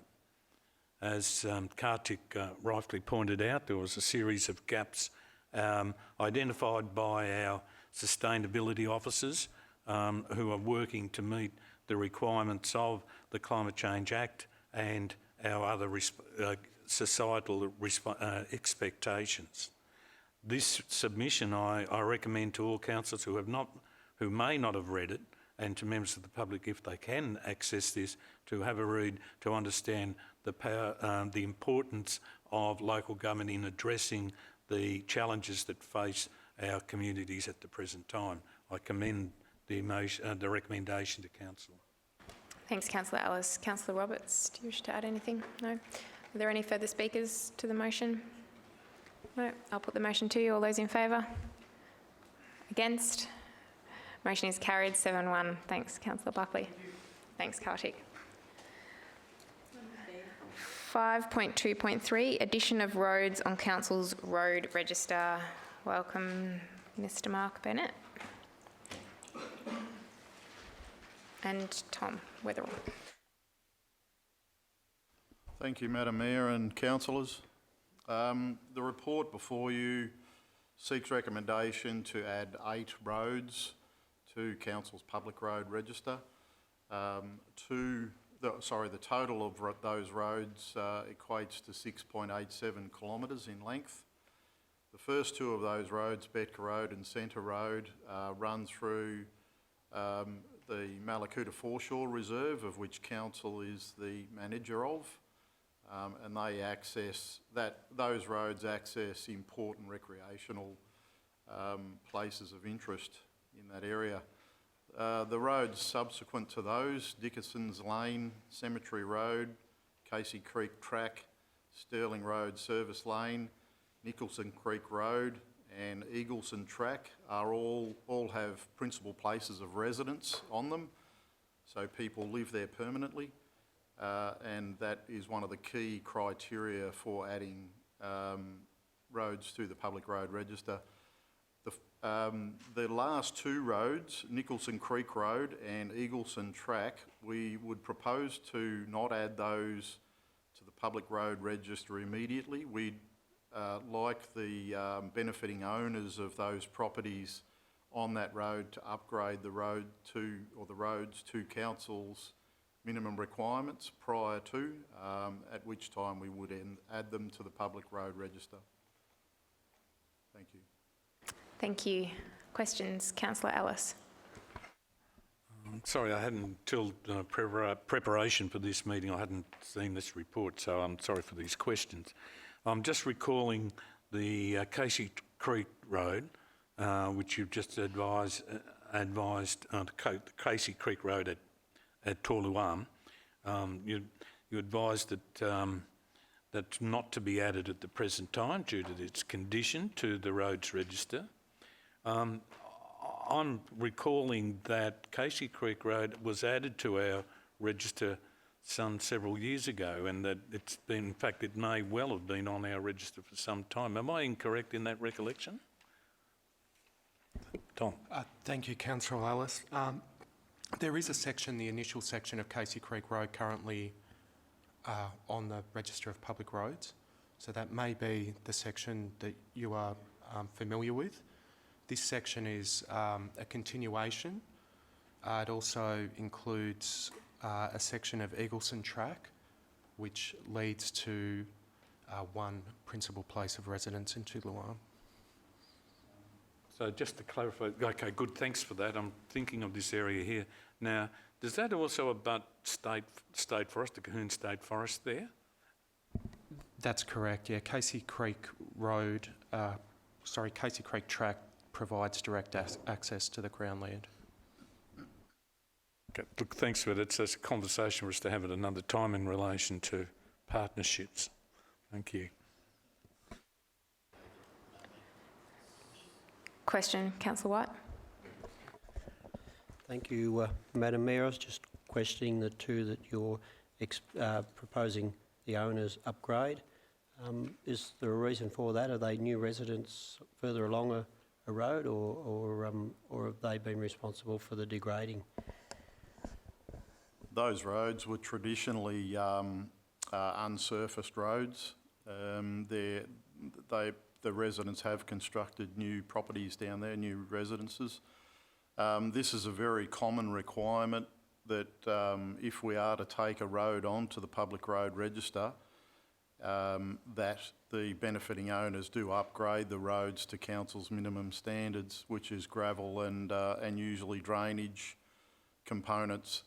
There has been instances where we will share the cost of constructing the road with the residents, and we do make that offer.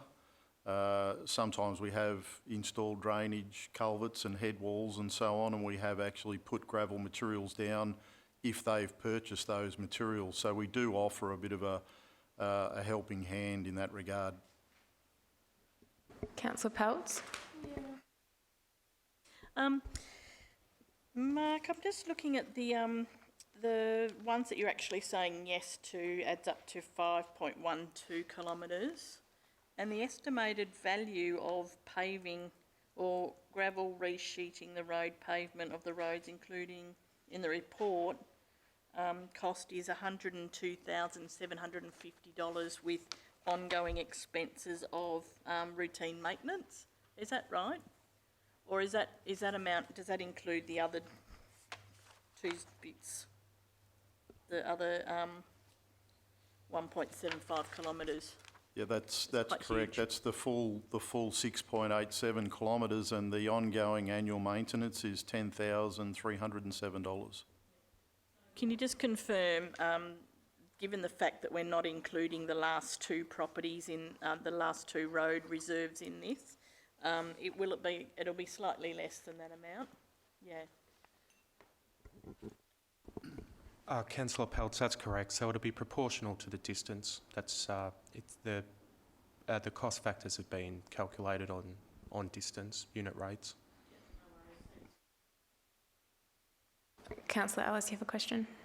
Yeah, it's a piece of trivia really, and I'm hoping one of you can answer it. And I'm just thinking with these additions to our roads as they come along, can you tell us what the total distance of the roads council is responsible for now that we would call council roads versus what's within our shire?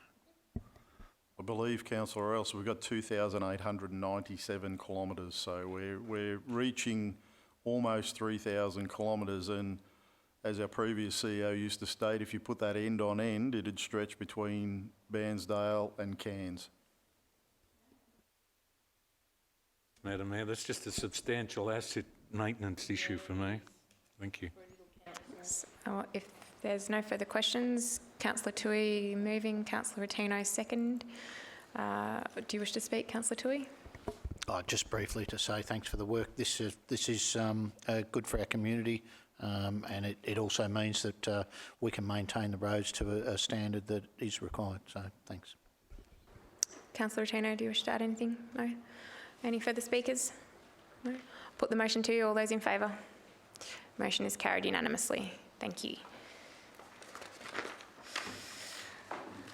Item 5.3.1, alternative motion planning application number 423/2017/P, 5 Penrose Place, Newlands Arm, multi-lot subdivision considered by Council on the 10th of September 2019. Welcome, Mr Hollow. Thank you, Madam Mayor. Madam Mayor and councillors, I wish just to give a bit of background on this particular matter because sometimes these things do not seem straightforward. The application was presented to the September Council meeting with an officer recommendation to issue a notice of decision to grant a permit subject to conditions. The officer recommendation was put to the vote and lost. However, as no alternative motion was put forward for Council's consideration, the application was not formally determined, and hence the reason for this addendum report tonight. For clarity, Councils, the total number of objections as of noon on Monday the 30th of September is 77, with an additional objection having been confirmed this week, and a submission was also lodged with Council expressing support for the proposal.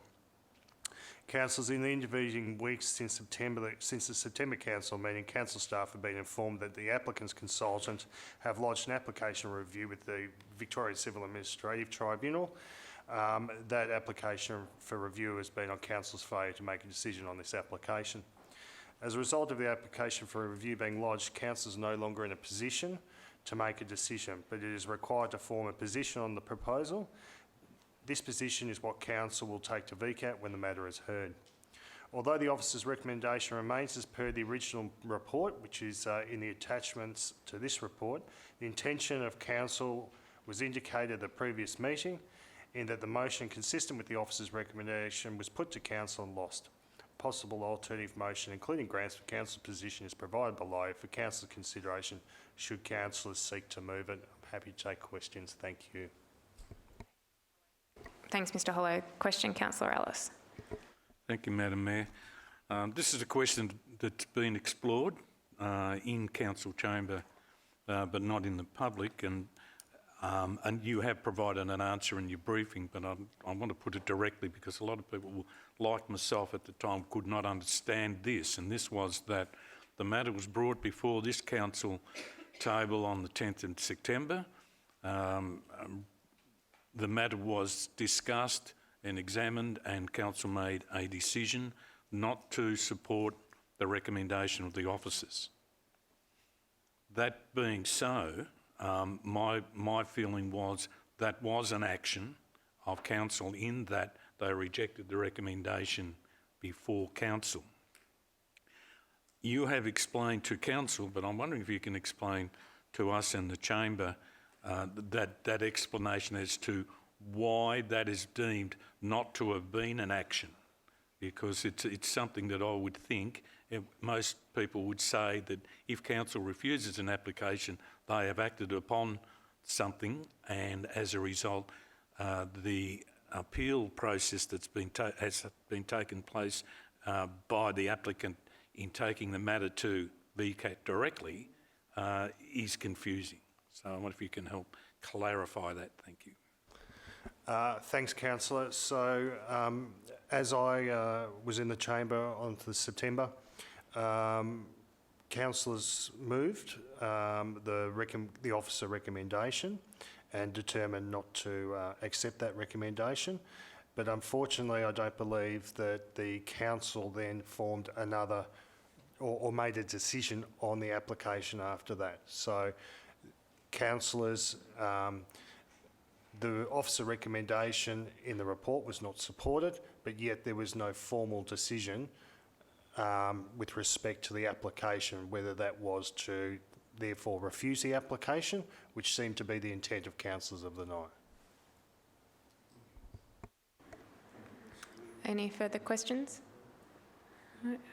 Have a councillor. Yep, Councillor Rotino, sorry, has moved it. Councillor Roberts, are you happy to second it? Do you wish to speak, Councillor Rotino? Just briefly, Madam Mayor, I was away that meeting, but I did put myself through a bit of pain and watch the meeting, and you know, it was unfortunate. There was a point where you asked the gallery, our chamber, for an alternate motion that wasn't taken up, so here we are. It's a technical issue, it's a tidy up, it's a clean up. Yeah, so I'm happy to move it. Thank you. Thanks, Councillor Rotino. Councillor Roberts, do you wish to add anything? Just to reiterate, Councillor Rotino, this is the council cannot make a decision on this. This is just to form a point of view, to form a position when this gets heard at VCAT. So I'd just like to support this, and as Councillor Rotino said, it's an administrative issue, and if we were to not make a decision, if this motion was to be lost, this recommendation was to be moved and lost tonight, it would leave us in a bit of an odd limbo state at VCAT. So, thank you. Any further speakers? No, I'll put the motion to you. All those in favour? All those against? Motion is carried 7-1. Councillor Toohey. Against, yep. Item 5.3.2 is the Quick Response Capital Fund Policy. Welcome, Mr Wayne Richards. Thank you, Madam Mayor. So, councillors, this item's regarding review of what was the Capital Discretionary Fund Policy. This is a fund that provides budget for small capital projects of high value or high community value, but in a manner that's responsive and transparent. Through the policy review, there's been 3 changes proposed. The first being the title, from Capital Discretionary Fund Policy to Quick Response Capital Fund, which we thought was more reflective of the actual program. The second was that the reporting mechanism to council, and that is now using the capital budget holding account, which is now available. And again, we find that this allows us to be a bit more responsive with this program. And finally, the allowance to use operational budget, which again allows us to fund some of those projects that are out there that don't quite fit our capital budget processes, but are still capital works within our community, which we believe are of high value. So the draft policy is provided and a recommendation is before you. Thank you. Are there any questions? No? Thanks. Councillor Rotino moved. Councillor Toohey second. Do you wish to speak, Councillor Rotino? I think anything that says quick response is a great message to our community, and I commend the work that's gone into it. Thank you. Councillor Toohey? Any further speakers? No. I'll put the motion to you. All those in favour? Motion is carried unanimously. Thank you. Item 5.3.3, East Gippsland New Energy Technology Roadmap Business Case. Thanks, Kartik. Thank you, Madam Mayor. This report is basically an overview of the final report and the body of works undertaken in relation to the East Gippsland New Energy Technology Roadmap Business Case, which is presented as Appendix 1 of this report. And it gives an overview of what the project entailed and how it was delivered and executed. The project basically was delivered in 2 stages. One was working with the community, understanding the need and the requirement and the policies that complement the changes in the new energy technology roadmap, but also the outcome was the technical report, which supported the activities around community engagement and participation.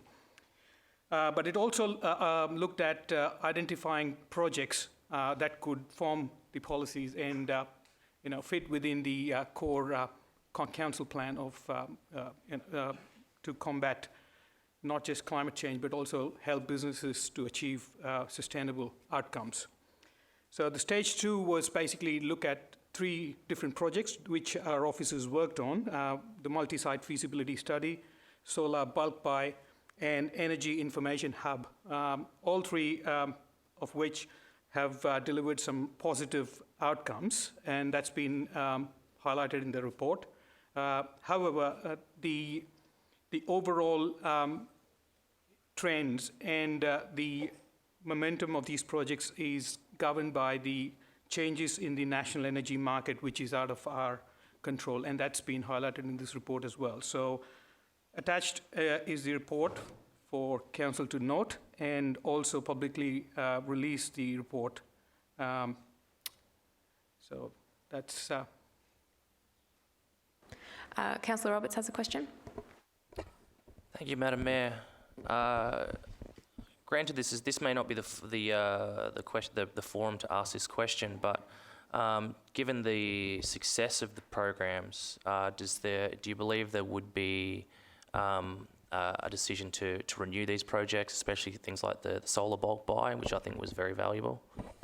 Now, council officers within the Sustainability Department are working on identifying more projects where we could retrofit these projects on a demonstration, not just a pilot scale. There's more research and looking for funding opportunities as well. And we're looking at, not in the immediate future, but probably in the following years, that this project will be implemented on a larger scale. I could just add to that. One of the good things about the solar bulk buy was that it shows, and the report shows that it led to a market adjustment. So, one of the parts of it was about bringing in affordable solar for those that may not be able to afford it. We've seen quite an adjustment in the market now where the prices are now being matched what the solar bulk buy was introducing. And the state government has now introduced its own program of incentives, so they've really taken it away. So the great thing is that now frees up our resources to take on other projects and other initiatives. That's really good to hear. Do you foresee that council could potentially consider another bulk buy program for technology like battery storage technology? Look, we'll be watching the space really carefully and looking at what happens in the market. As Kartik said, this is a rapidly changing market. So part of it is watching what's going on, looking for where there's those opportunities or perhaps those gaps that we can apply for funding for and look at those opportunities. As Kartik said in his earlier report on the climate change initiative, part of our submission was about identifying some of those gaps so that we can fill these. So as the technology advances, we'll certainly be looking for opportunities to work out how we can make that affordable and accessible to our communities and our community groups. Thanks. Do you have a...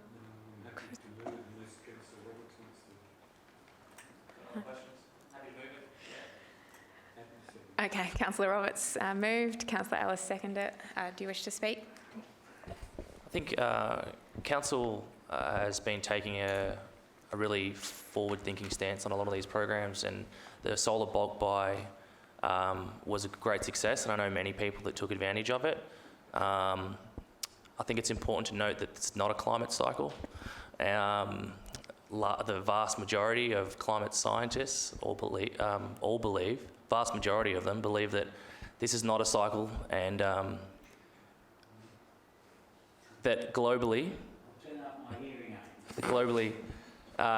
human beings and their emissions do have a global impact on the climate cycle, as it's now called climate change. So I think it's really good that Council's taking the forward step, and I hope to see more results in the future.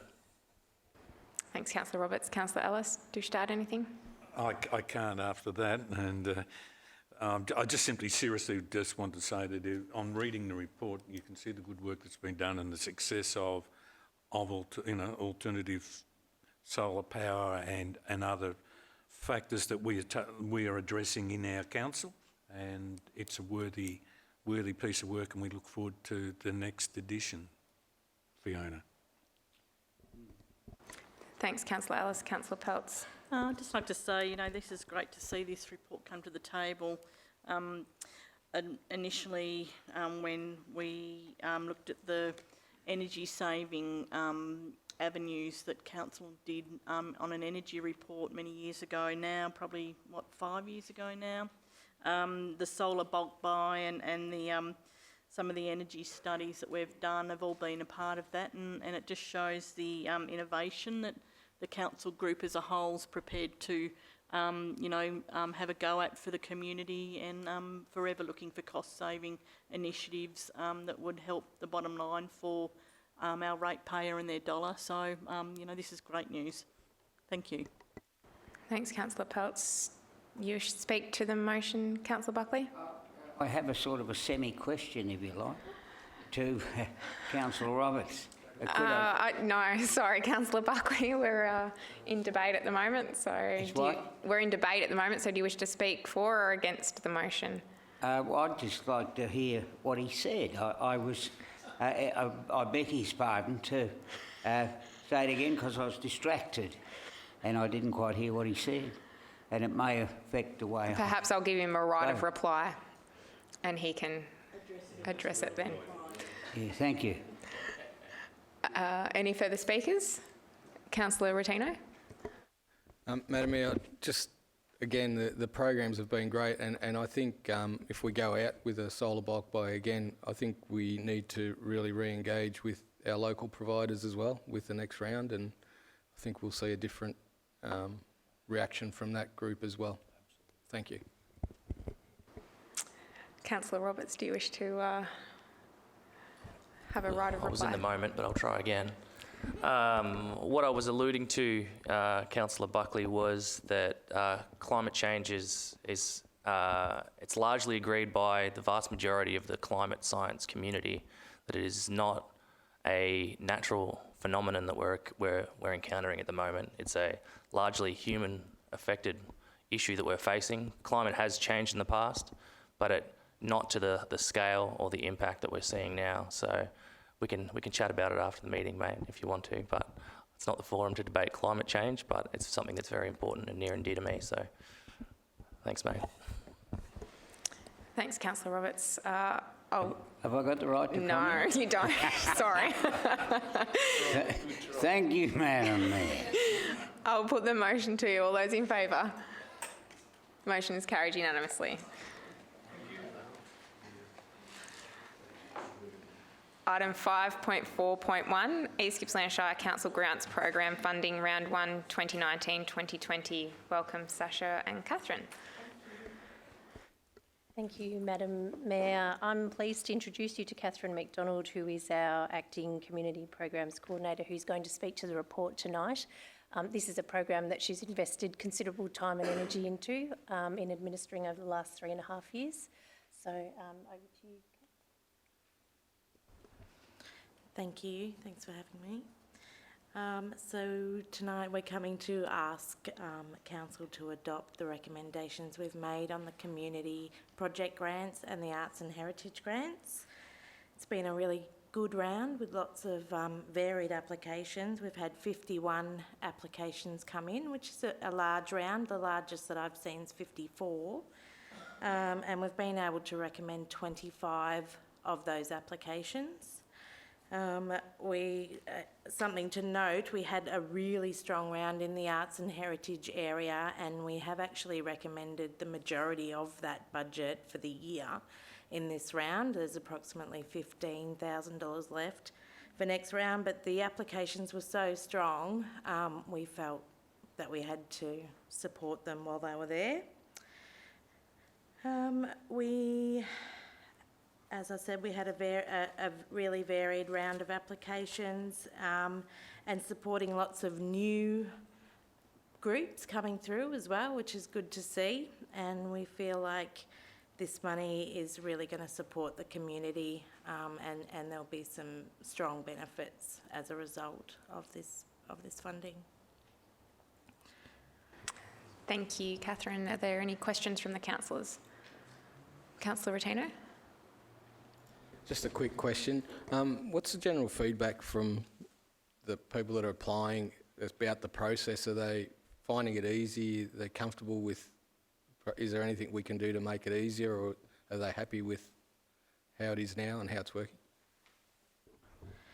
The feedback's been really good. We've pretty much rewritten the guidelines and the application forms to simplify the process over the last 1.5 years. We do community consultation before each round and have information sessions. We had quite a few as part of the capacity building workshops right across the Shire this time, really well attended. And then we did some grant specific information sessions as well, and they were very well attended in Paynesville, Lakes Entrance and Bairnsdale.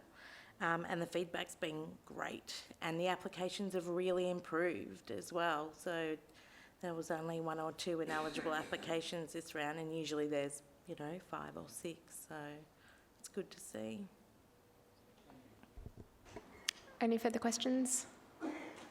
No. Councillor Rotino, happy to move. Do we have a seconder? Thanks, Councillor Ellis. Do you wish to say a few words? Yeah, look, I just think this is incredible. What the work we're doing here, the impact on our communities and society. And if you want to get down to the hard facts around economic development as well, for every dollar we've invested, we're getting over $3.50 return. That's a good investment in anyone's book. So I just commend the program and thank you for making the process easier for our community to access it as well, and supporting the really important grassroots community. Thank you. Thanks, Councillor Tino. Councillor Ellis. Just a few words to acknowledge the good work in relation to the fact that we were able to award 25 grants this year out of, that's 50% of the applicants. And I also want to recognise the diversity of the successful applicants, and that's really critical because they're all community groups in their varying forms, whether it be in the arts, sports or just general recreation. So it's an important factor that the officers undertake to recognise diversity in awarding or recommending that these grants be awarded. So I look forward to round 2. Thank you, ladies. Thanks, Councillor Ellis. Are there any further speakers? I'll put the motion to you. All those in favour? Motion is carried unanimously. Thank you. 5.4.2 Economic Development Advisory Board meeting of the 24th September 2019. Welcome, Stephen. Thank you, Madam Mayor. The purpose of this report is to seek Council's endorsement of several matters relating to Council's own Economic Development Advisory Board. At the recent meeting of the Advisory Board held on the 24th of September, 3 items were presented to the Board for consideration and recommendation to Council. These were 2 funding applications to be funded from the Economic Development Discretionary Fund, and the Board also considered a draft terms of reference for the Economic Development Advisory Board, revised terms of reference that they've reviewed at recent meetings. With regard to the 2 applications, the first one was for an application called Float 2.0. The Board considered the application and agreed in principle to funding the project pending amendments to the application, including aspects such as locations, partners, funding contributions and other details that will aid transparency and the business case. And with regard to the tourism training project, the Board recommended Council approve the funding to this project for the amount of $6,000 pending amendments to the application, which is presented to Council. Finally, the draft terms of reference. The Board reviewed these at several recent meetings and recommended that Council adopt the revised terms as presented to ensure the Board remains relevant and provides the greatest benefits to Council.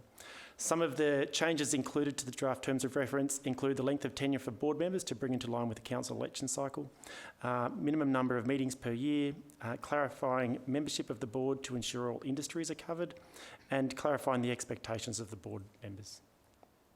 Thank you. Thank you. Are there any questions? Councillor Ellis. Just on there's a couple of questions I have. One's on membership. And when you have a 914-page agenda, Madam Mayor, sometimes you forget where you've seen something. But I think I saw it in this document that the CEO was a member of the advisory committee. Perhaps I could ask if that is correct before I ask a question. Is that correct? Yes, Councillor Ellis, that's correct. Perhaps I should direct this to the CEO because of his status. That is it appropriate for the CEO to be a member of this particular committee, noting that it's an advisory committee to Council, when we should perhaps be looking for the CEO to maintain his independence as the administrative head of Council? It's not a personal thing, it's an observation. Through you, Madam Mayor, interestingly, that's not one of the items of the terms of reference that we altered from memory. So that was an existing component of the current terms, if you like, of membership. So you raise an interesting point. It didn't get raised. I'm happy to take it on notice and consider whether that is, or Council is able to make a amendment here and now. Good, thank you for that. I do appreciate that, I've just mentioned this now, but I picked it up last night. We never had a chance to discuss it today. There is a number of other questions I have in relation to the matter.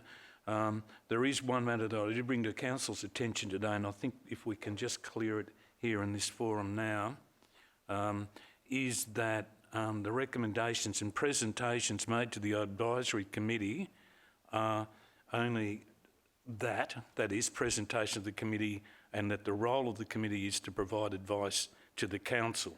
Is that correct?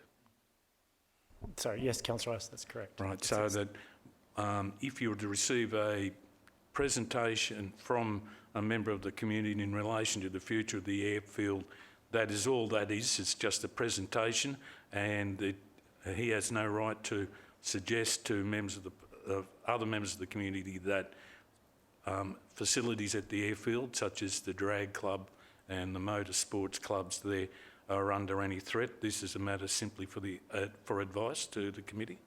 Yeah, that's correct, Councillor Rice. Yeah. Councillor White. Stephen, you've said here that you will work with the Float organisation to strengthen their application and look for other possible funding sources. Is it reasonable to ask how this may happen and what may be the other funding sources? So the question was about just clarifying which other funding sources they may have. They did have some grants they were considering applying for, so whether they were successful or are going to continue to apply for those grants.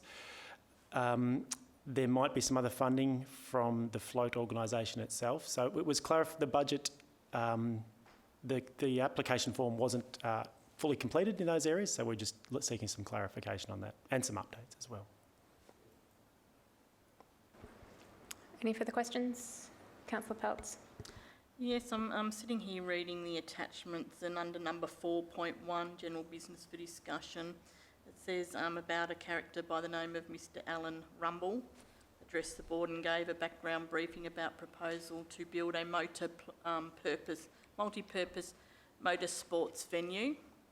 Alan explained that the proposal was originally mooted with council some years ago, however never moved beyond developing a business case funded partly by council. The original proposal was to be developed on private owned land that eventually failed to go ahead. The group has since not identified or acquired land.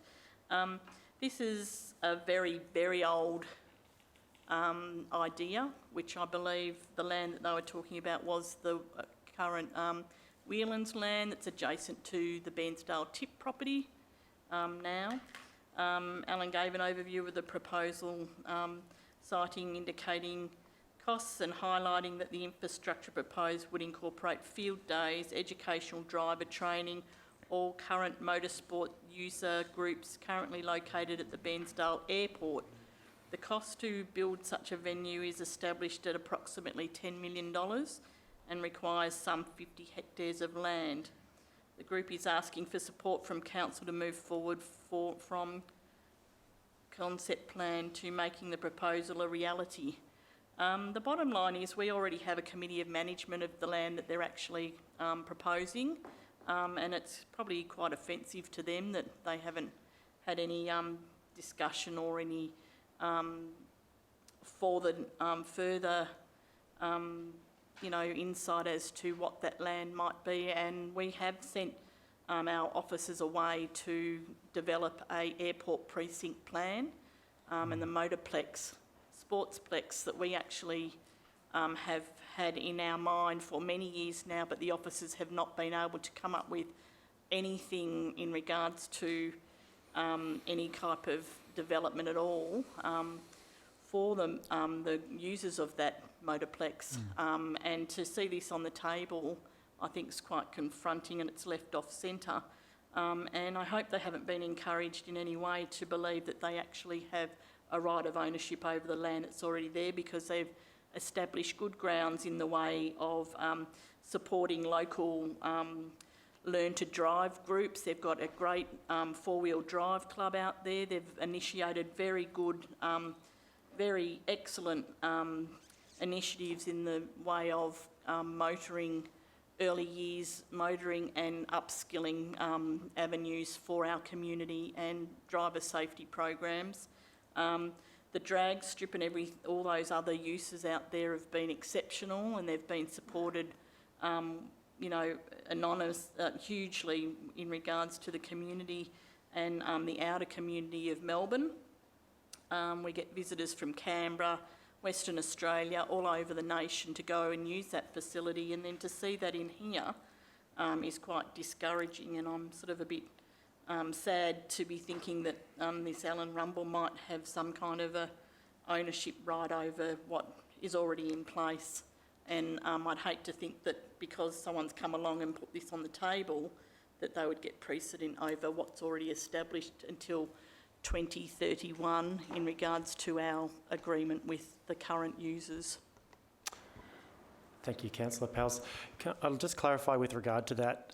The proposal that was discussed by Allan Rumble was not site-specific. It was looking at a site independent to the airfield, understanding that the future of the airfield and the future as an air services platform, as well as the site as a for other users, may have conflicts in the future. So what they were looking at, or what they wanted council to explore, was potentially another site, and that's where they asked us to go ahead.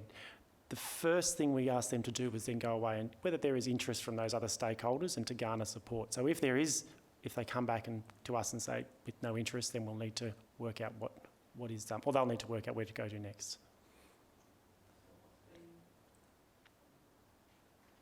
If I may, what has been offered to them, you've asked them to go away, and sorry, can you clarify what you've asked them to go away and do? Yeah, sorry, we haven't. There's been nothing offered at this point. We haven't offered them any support other than to, I guess, acknowledge that there might be an opportunity for the region to have an events precinct. Certainly acknowledging that the aerodrome site is not likely to be that location, or may have conflict with, the aerodrome services or air services operating out of there. Councillor Ellis. I'm not sure whether I should address this to you, Stuart, or to you, Stephen.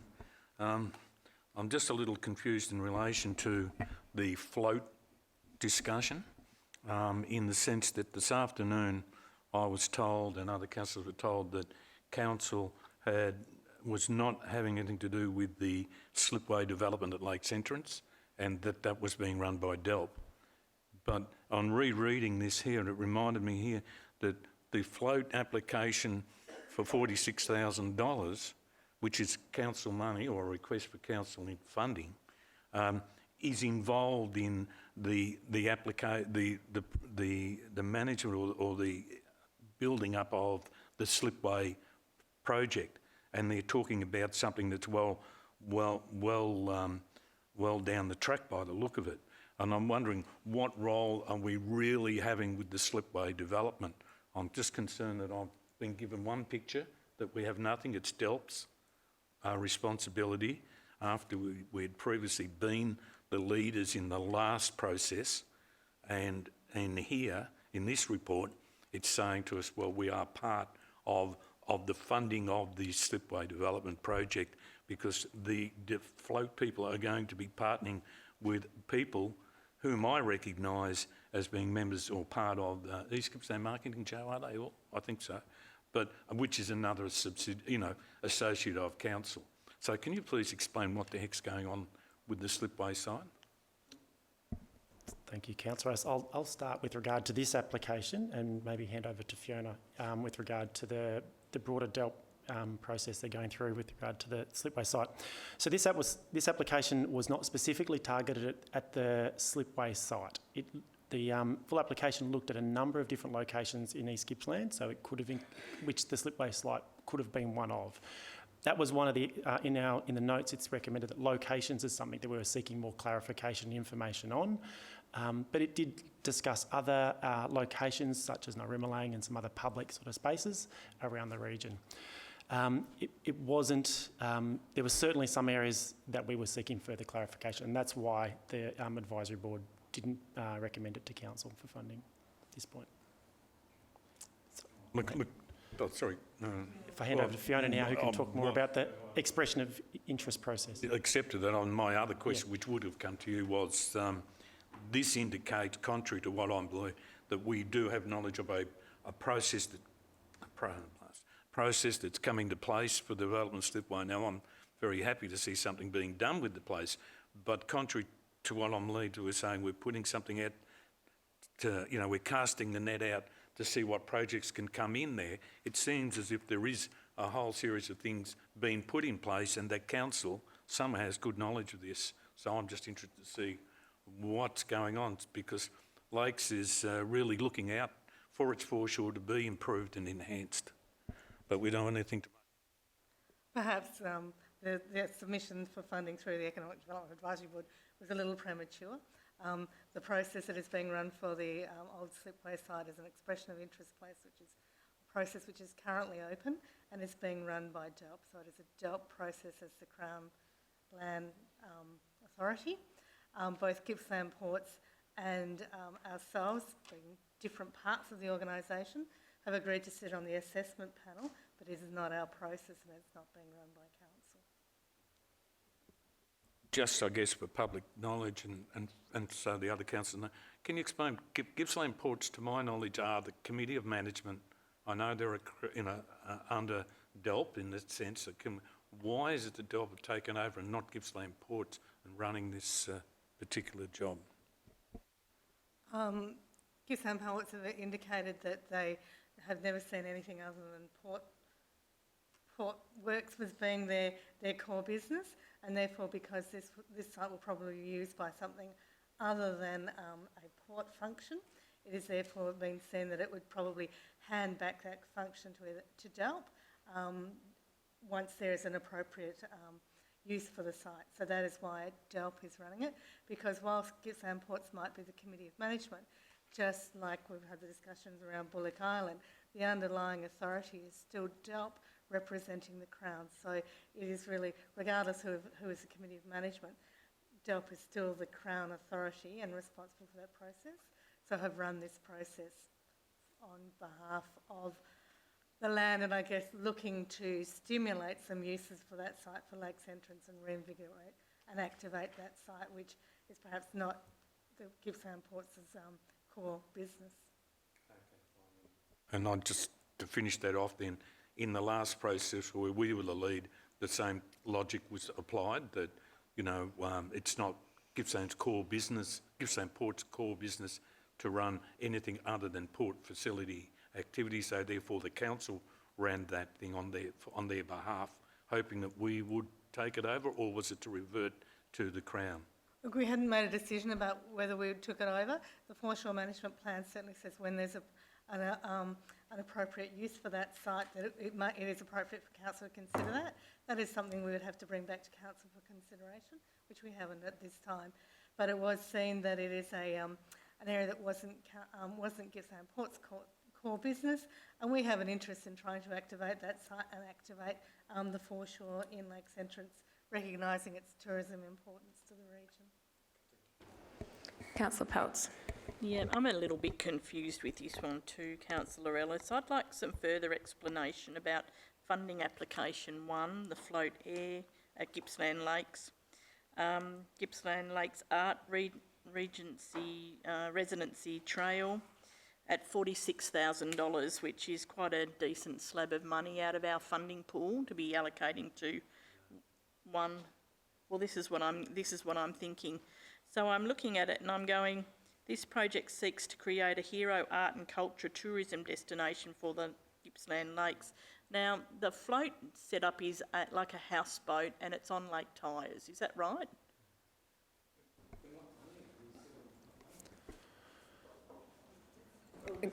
Stephen, can you just clarify again? Yes, the float is it's a creative space. It's an artist in residence space. Artist in residence space, that's the word I was looking for. I don't think it is used as a houseboat. I'm not entirely sure, but I don't. It's a, yeah. It's, okay, yeah. But yes, we're not. Commercial accommodation, it's an artisan residence, so they may stay. And the recommendation is not to support it at this point. It is to not to support it. Yes. That's right. If you read the recommendation. Well, I was confused about the recommendation. Okay. Councillor, if I'm... Yes. Madam Stuart, can you just so clarify? The Economic Development Advisory Board considered the proposal and considered that it had merit in principle, but needed further work to demonstrate a number of things and give confidence around the outcomes. So therefore, it's not ready to come to council for a decision for approval of funding, and that is why the actual recommendations from officers don't refer to that one. It only refers to the other proposal. It's intended that, subject to sufficient information coming forward that demonstrates and gives confidence around the outcomes of the Float 2 proposal, that it would be brought forward to council for a decision at a later time, but not at this meeting. Yes.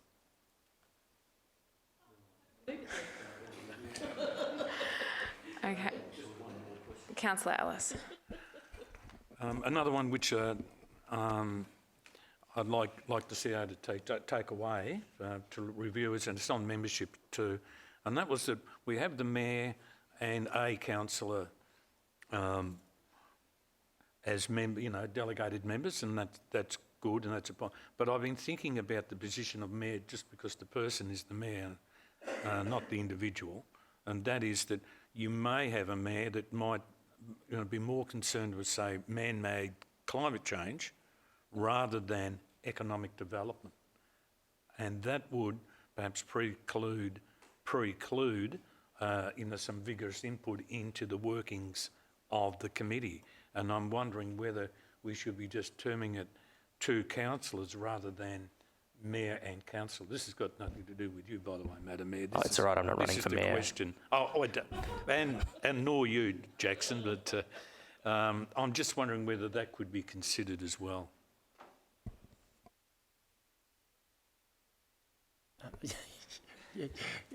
Yeah, I guess it can be considered as part of the discussion tonight. I guess with these 2 points with regard to the CEO prior to making a recommendation need to be clarified. You're right. Through you, Madam Mayor, so I would guess, well, not guess, I would ask then, given that we're asking Council to adopt the revised Economic Development Advisory Board terms of reference, are the things that are being raised then in relation to the membership, actually amendments to that could be dealt with tonight? So could it be that it's the mayor or their delegate and one other councillor, or is it 2 councillors? And then the item about the CEO, which, as I say, we didn't change that.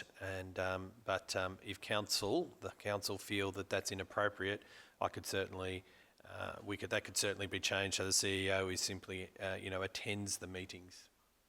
So in terms of process, tonight we've asked you to adopt them. So I'm seeking, are they adopted, or are there amendments being sought?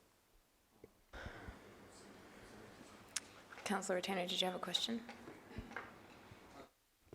Like any document, it's never going to be perfect, but it's a lot better than the last one.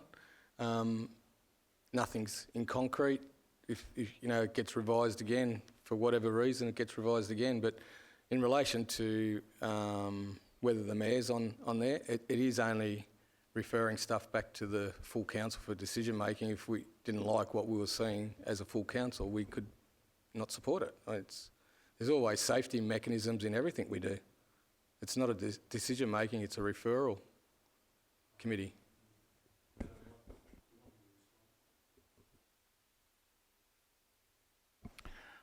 Look, thanks for that, and they're valid points. But I was more thinking of the input, being the chair of a couple of other committees, we have quite vigorous input and discussion. Like, for instance, this the decision of the advisory committee not to recommend the float application for $46,000. I see that if it's not up to scratch, we don't need to see it here at this table. And I appreciate that. But that would have involved, I assume, some vigorous conversation and what have you. And what my point was that if you have someone that's not particularly engaged, whereas compared to someone who is actually really engaged in a particular subject, and it could apply to any of the other advisory committees, then you want the best person on that particular advisory table. So I do accept what you say, but this is the angle I was coming from, and therefore often as not, decisions are made that are reasonable and work through, more so than just a prepared report coming on a quarterly basis. So that's the logic of my point. So we've got a recommendation there. Do you wish to put an amendment to the recommendation, Councillor Ellis? No, look, I'll accept Councillor Rotino's suggestion that, because I'm happy with what, the makeup of the board now. It's got nothing to do with the representation that we have. It's to do with that. And I think I'd like to take advantage of the CEO's offer to discuss the matter at a later time, because this document can be brought back at a later time if it's found to really justify the need. I just see it's important, and as I said in my words earlier, that the CEO was not obligated to the committee or its decisions. He needs to be independent as the senior executive of our organisation. And with the membership, well, I've just explained that in terms. I'm happy to go, unless somebody else wants to, really change it. I, having been absent last week at the ministers' meeting, did not get to see this document until about, I think I got to this point about 11 o'clock last night. So it's a bit late to come in and bring wholesale changes. Like any terms of references, they can be brought back at any time at our discretion. So, yep. So if there's no further questions, there's a recommendation before us. Do we have a mover? Councillor Roberts. Thanks. Seconder? Councillor Toohey. Do you wish to speak? Councillor Roberts? I think it's been thoroughly discussed, and I wholeheartedly hope that everybody supports the recommendation. Thanks, Councillor Roberts. Councillor Toohey, do you wish to add anything? Any further speakers? Put the motion to you. All those in favour? Motion's carried unanimously. Thanks, Stephen. Item 6 is urgent and other business. And there being none, I will ask that someone... I'll move that the Council will now temporarily close the meeting to the public in accordance with the provisions of Section 89(2)D and H of the Local Government Act 1989 to consider items 7.1 to 7.7, as these items relate to contractual matters and any other matter which the Council or Special Committee considers would prejudice the Council or any person. Thanks, Councillor Ellis.